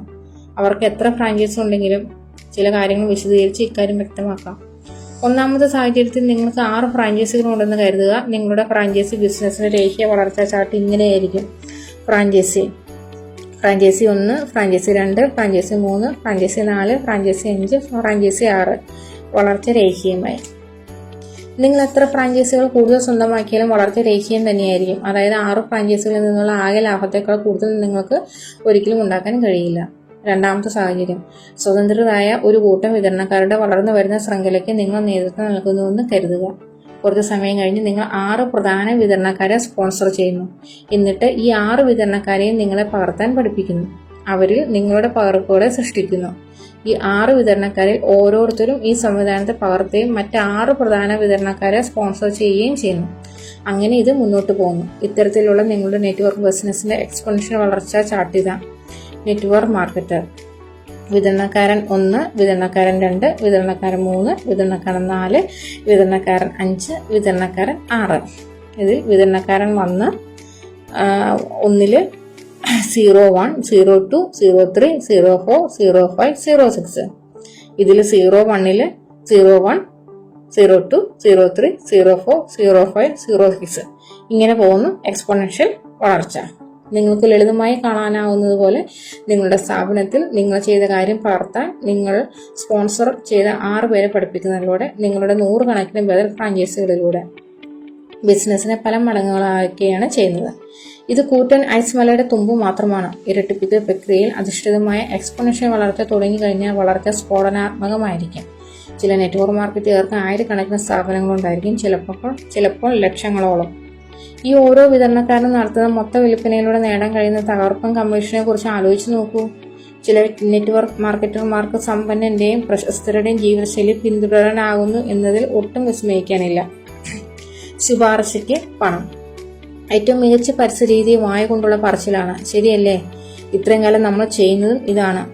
ഫോറസ്റ്റ് ഗംപ് പോലുള്ള മഹത്തായ സിനിമ കണ്ട് എന്നിരിക്കട്ടെ, അത് കാണാൻ നമ്മൾ സുഹൃത്തുക്കളോട് പറയും. അതനുസരിച്ച് സുഹൃത്തുക്കളെ സിനിമ കണ്ടാൽ നമുക്ക് പ്രതിഫലം കിട്ടില്ല, തീർച്ചയായും ഇല്ല. ഒരു റെസ്റ്റോറൻറ്റിൻ്റെ കാര്യത്തിലും ഇത് തന്നെ. ഒരു കിടിലൻ റെസ്റ്റോറൻറ്റിൽ നിന്ന് ഭക്ഷണം കഴിച്ച വിവരം നമ്മൾ സുഹൃത്തുക്കളോടും കുടുംബത്തോടും പറയുന്നുവെന്ന് കരുതുക. നമ്മുടെ സുഹൃത്തുക്കൾ അവിടെ പോയി ഡിന്നർ കഴിച്ചാൽ റെസ്റ്റോറൻറ്റ് ഇടുമ്പോൾ നമുക്ക് കമ്മീഷൻ തരില്ല. അതിനൊരു വഴിയുമില്ല. നെറ്റ്വർക്ക് മാർക്കറ്റിംഗ് നിങ്ങൾ ഏതെങ്കിലും വിധത്തിൽ ഉപയോഗിക്കുന്ന ഉൽപ്പന്നങ്ങളും സേവനങ്ങളും മറ്റൊരാളോട് ശുപാർശ ചെയ്യുകയാണെങ്കിൽ നിങ്ങൾക്ക് കമ്മീഷൻ കിട്ടും. വിജയം ഉറപ്പായ ഒരു കാര്യമാണിത്. ലോകത്തിലെ ഏറ്റവും ധാർമ്മികവും ഏറ്റവും ഫലപ്രദവുമായ മാർക്കറ്റിംഗ് കൂടിയാണത്. നെറ്റ്വർക്ക് മാർക്കറ്റിംഗ് എങ്ങനെ പ്രവർത്തിക്കുന്നു? നിങ്ങൾക്കറിയാം, മാക്ഡൊണാൾഡ്സ് ലോകത്ത് എങ്ങും 20,000 റെസ്റ്റോറൻറ്റുകളുമായല്ല തുടങ്ങിയത്, ഒരു റെസ്റ്റോറൻറ്റുമായാണ്. പിന്നെ ആദ്യത്തെ പോലെ രണ്ടാമത്തെ തുടങ്ങി. ഇതുപോലെയാണ് നെറ്റ്വർക്ക് മാർക്കറ്റിംഗിലൂടെ എക്സ്പോണൻഷ്യൽ വളർച്ച ഉണ്ടാകുന്നത്. നിങ്ങളുടെ മറ്റൊരാളുടെയും പേരിലുള്ള ഒന്നിൽ നിന്ന്. നിങ്ങളുടെ ബിസിനസ് നിങ്ങൾക്കൊപ്പം ചേരാൻ കഴിയുന്ന ഒരാളെ ഓരോ മാസവും നിങ്ങൾക്ക് കണ്ടെത്താൻ കഴിയുമെന്ന് നിങ്ങൾ വിചാരിക്കുന്നുണ്ടോ? കൂടുതൽ സ്വാതന്ത്ര്യവും അംഗീകാരവും ആഹ്ലാദവും സുരക്ഷയും തൻ്റെ കുടുംബത്തെയും ഇഷ്ടപ്പെടുന്ന ഒരു പങ്കാളി, ഒരു മാസം ഒരു നല്ല വ്യക്തി. അതോടെ എല്ലാം ശരിയാകും. ഒരു മാസം ഒരാളിലൂടെ എങ്ങനെ 4096 വളരാം? നിങ്ങളുടെ നെറ്റ്വർക്കിലേക്ക് ഒരു വ്യക്തിയെ നിങ്ങൾ സ്പോൺസർ ചെയ്തു കഴിഞ്ഞാൽ നിങ്ങൾ അയാളുടെ പരിശീലനായി മാറുകയാണ്. നിങ്ങളുടെ കമ്പനിയുടെ ഉൽപ്പന്നങ്ങൾ വിൽക്കാൻ നിങ്ങൾ തന്നെ ശ്രദ്ധ കേന്ദ്രീകരിക്കണമെന്നില്ല. ആ സംവിധാനം പകർത്താനുള്ള വിദ്യ ഫലപ്രദമായി നിങ്ങൾ ആ പുതിയ വ്യക്തിയെ പരിശീലിപ്പിച്ചാൽ മാത്രം മതി. ഒരാളെ നിങ്ങൾ സ്പോൺസർ ചെയ്ത വിദ്യ പകർത്താൻ 2 മാസം കൊണ്ട് പഠിപ്പിക്കാം. അതോടൊപ്പം മറ്റൊരാളെ നിങ്ങൾ സ്പോൺസർ ചെയ്യുകയും ചെയ്യുന്നു. അങ്ങനെ 2 മാസം അവസാനിക്കാറാകുമ്പോൾ നിങ്ങൾ വ്യക്തിപരമായി 2 പേരെയും നിങ്ങളുടെ ആദ്യത്തെ വ്യക്തി ഒരാളെയും സ്പോൺസർ ചെയ്ത് കഴിഞ്ഞിരിക്കും. ഇപ്പോൾ നിങ്ങൾക്ക് 4 പേരടങ്ങുന്ന ഗ്രൂപ്പായി നിങ്ങളും മറ്റുള്ള 3 പേരും. ശരിയല്ലേ? 3, 4, 5 മാസം കൊണ്ട് നിങ്ങൾ സ്പോൺസർ ചെയ്തവരുടെ വിജയ അനുഭവങ്ങൾ പകർത്താൻ തുടങ്ങും. നിങ്ങൾ ചെയ്യുന്നത് അനുകരിക്കാൻ നിങ്ങളുടെ പുതിയ പങ്കാളികളെ പഠിപ്പിക്കും. അങ്ങനെ ആദ്യത്തെ 1 വർഷം പൂർത്തിയാകുമ്പോൾ നിങ്ങൾ 12 വ്യക്തികളെ സ്പോൺസർ ചെയ്തിട്ടുണ്ടാകും. മാസം ഒരാളെ വെച്ച്, ഇവരിൽ ഓരോരുത്തരും മാസം ഒരാളെ വെച്ച് സ്പോൺസർ ചെയ്യും. അങ്ങനെ മുന്നോട്ട്. അങ്ങനെ 1 വർഷം അവസാനിക്കാറാകുമ്പോൾ എക്സ്പോണൻഷ്യൽ വളർച്ചയുടെ അതിഭയങ്കരമായ ശക്തി നെറ്റ്വർക്ക് മാർക്കറ്റിംഗ് എന്ന പകർത്താവുന്ന ഫ്രാഞ്ചൈസി വിദ്യയുമായി കൂടിച്ചേരുമ്പോൾ നിങ്ങളുടെ ബിസിനസ് സ്ഫോടനാത്മകമായ പ്രതിഫലനം ഉണ്ടാകും. 1 മാസം ഒരാളെ വീതം സ്പോൺസർ ചെയ്യുക. നിങ്ങളുടെ ജോലി അവരെ കൊണ്ട് അതേപടി അനുകരിപ്പിക്കുക. അവരെ കൊണ്ട് മാസം ഒരാളെ വീതം സ്പോൺസർ ചെയ്യിപ്പിക്കുക. 12 മാസം കഴിയുമ്പോൾ നിങ്ങളുടെ സ്ഥാപനത്തിന് ബദൽ ഫ്രാഞ്ചൈസികളുടെ മാതൃകയിൽ 4906 സ്വതന്ത്ര ബിസിനസ്സുകാർ ഉണ്ടാവും. ഇതാണ് ശരിക്കും ആവശ്യകരമായ സന്ദർഭം. നിങ്ങളുടെ സ്ഥാപനം നിൽക്കുന്ന അളവിൻ്റെ നിശ്ചിത ശതമാനം കമ്പനി നൽകും.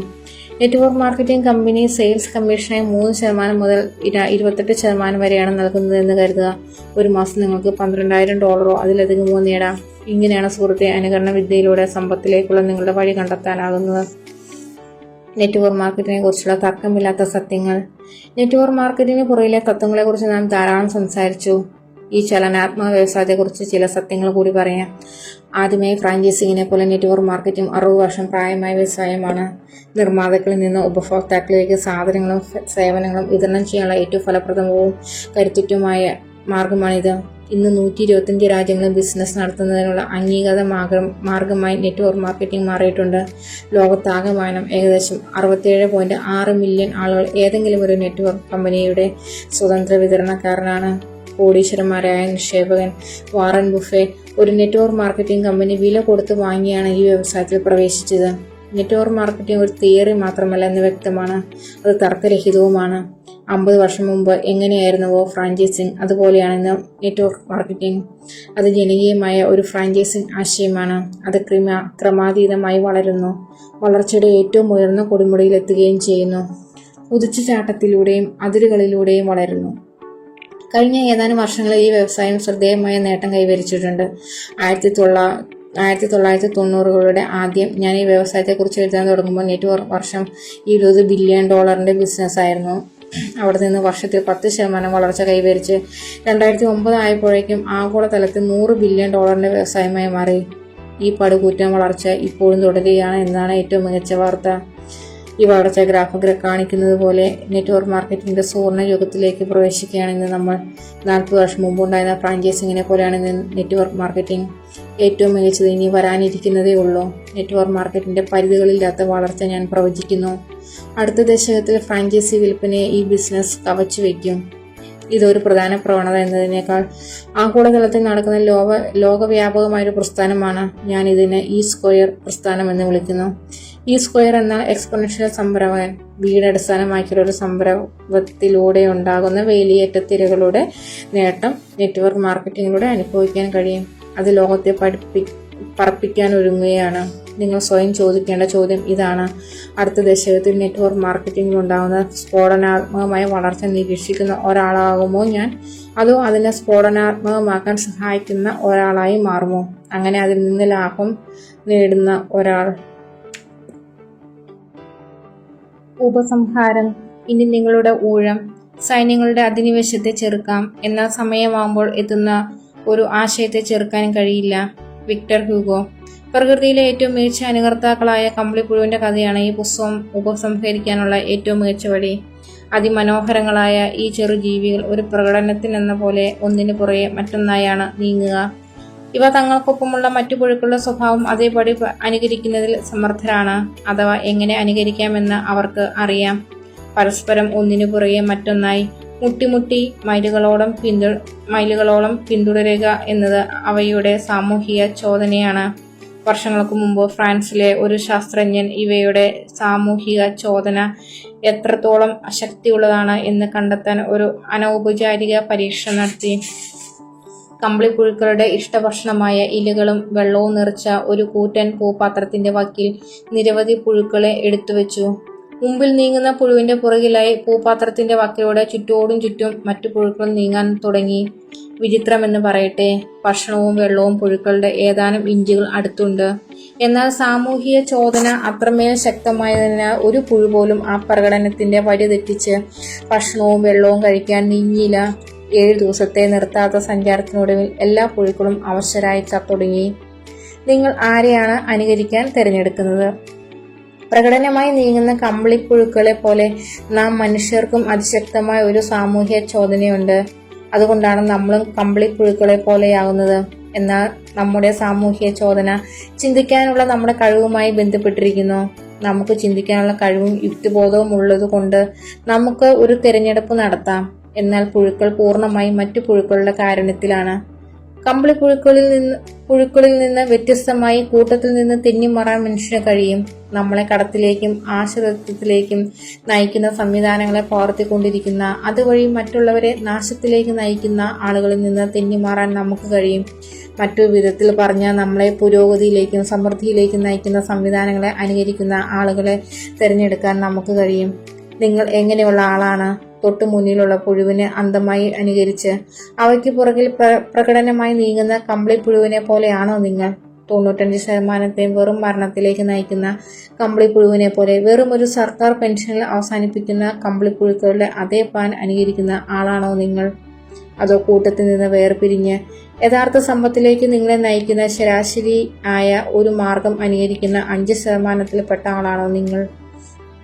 സമ്പത്തുണ്ടാക്കാൻ എന്തിന് അനുകരണ വിദ്യ? സമ്പത്തുണ്ടാക്കാൻ എന്തിന് ഒരു സംവിധാനത്തെ അനുകരിക്കണം? ഒറ്റവാക്കിൽ ഇതിന് ഉത്തരം പറയാം: സ്വാതന്ത്ര്യം. കടത്തിൽ നിന്ന് എപ്പോഴും എന്നേക്കുമായ സ്വാതന്ത്ര്യം. നിങ്ങളുടെ തോളിനു മീതേക്ക് തുറിച്ചു നോക്കുന്ന ഒരു ബോസിൽ നിന്നുള്ള സ്വാതന്ത്ര്യം. ജീവ ആവശ്യം നിറവേറ്റാൻ പാർട്ട് ടൈം ജോലി ചെയ്യേണ്ടി വരുന്നതിൽ നിന്നുള്ള സ്വാതന്ത്ര്യം. നിങ്ങളുടെ സ്വന്തം മണിക്കൂറുകളെയും നിങ്ങളുടെ അവധിക്കാല ഷെഡ്യൂളുകളെയും സ്വയം തീരുമാനിക്കാനുള്ള സ്വാതന്ത്ര്യം. നിങ്ങളുടെ മറ്റുള്ളവരുടെ എല്ലാ സ്വപ്നം കെട്ടിപ്പടുക്കാനുള്ള സ്വാതന്ത്ര്യം.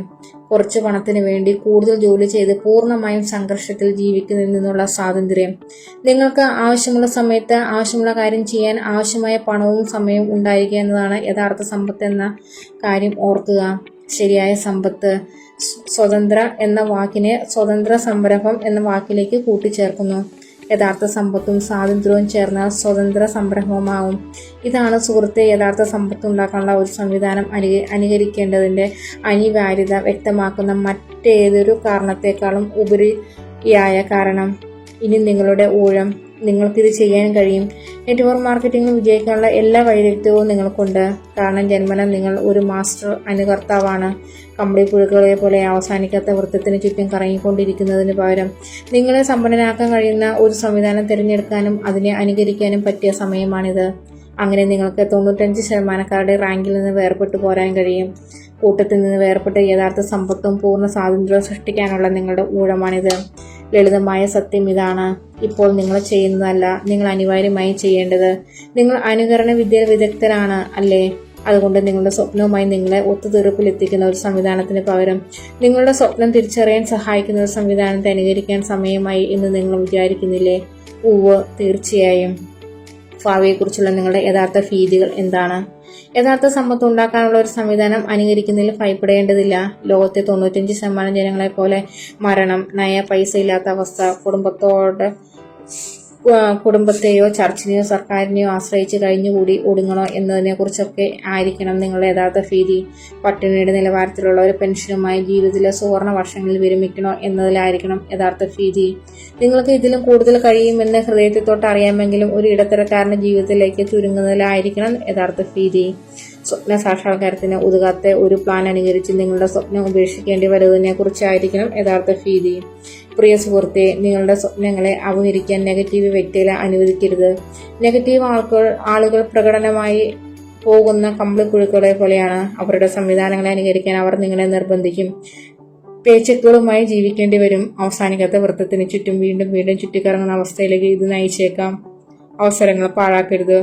യഥാർത്ഥ സമ്പത്തിലൂടെ സ്വതന്ത്രമാകാനുള്ള ഊഴമാണിത്. പക്ഷെ നിങ്ങൾ ഒരു വ്യത്യസ്ത പ്ലാൻ അനുകരിക്കേണ്ടി വരും. എപ്പോഴും ഓർക്കുക, അവസരങ്ങൾ നിങ്ങൾക്ക് മുന്നിലെത്തുമ്പോൾ അവയെ സ്വന്തമാക്കുക. അതിന് നിങ്ങൾ പാകമായിട്ടില്ലെന്ന് ചിന്തിക്കരുത്.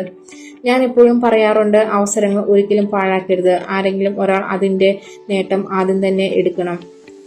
അവസരങ്ങളെ നിങ്ങളെ കടന്നു പോകാൻ അനുവദിക്കരുത്. ജീവിതത്തിൽ സമ്പത്തും വിജയം നേടിയെടുക്കാനുള്ള അവസരമാണിത്. നിങ്ങൾക്കിത് ചെയ്യാൻ കഴിയും. നിങ്ങൾ മഹാനായ ഒരു അനുകർത്താവാണ്. ഫ്രാഞ്ചൈസിങ്ങിന് ശേഷമുള്ള ഏറ്റവും വലിയ സാമ്പത്തിക മുന്നേറ്റത്തെ നേട്ടമാക്കി മാറ്റാൻ ഒരവസരം നൽകൂ. 40 വർഷം മുമ്പുണ്ടായിരുന്ന ഫ്രാഞ്ചൈസിങ്ങിനെ പോലെയാണ് ആഗോളതലത്തിൽ ഇന്ന് നെറ്റ്വർക്ക് മാർക്കറ്റിംഗ്. വർഷം തോറും $110 ബില്യൺ വരുമാനമുള്ള ബിസിനസ്. അടുത്ത ദശകത്തിൽ $1 ട്രില്യൺ കുതിക്കാൻ നിശ്ചയിക്കപ്പെട്ട ബിസിനസ്. ഇനിയും കാത്തിരിക്കേണ്ടതില്ല. ഇതിലും നല്ല സമയം ഉണ്ടാകില്ല. ആഗോളതലത്തിലുള്ള ഒരു മുന്നേറ്റത്തിന്റെ തുടക്കത്തിൽ നിൽക്കാൻ ഇന്ന് തന്നെ നിങ്ങൾക്ക് കഴിയും. 5%കാരനാകാനുള്ള നിങ്ങളുടെ ഊഴമാണിത്. മറ്റൊരാൾ ചെയ്യും മുമ്പ് അവസരം പ്രയോജനപ്പെടുത്തുക. നിങ്ങൾ മഹാനായ അനുകർത്താവാണ്. അത് വിജയിപ്പിക്കാൻ തക്ക കഴിവുകൾ നിങ്ങൾക്കുണ്ട്. ഇതിലും നല്ല സമയം വേറെ ഇല്ല. നിങ്ങൾ ഇത് അർഹിക്കുന്നു. ഇത് നിങ്ങളുടെ ഊഴമാണ്. അനുകരണത്തിലൂടെ സമ്പത്തിലേക്കുള്ള നിങ്ങളുടെ വഴി കണ്ടെത്താനുള്ള സുവർണാവസരം.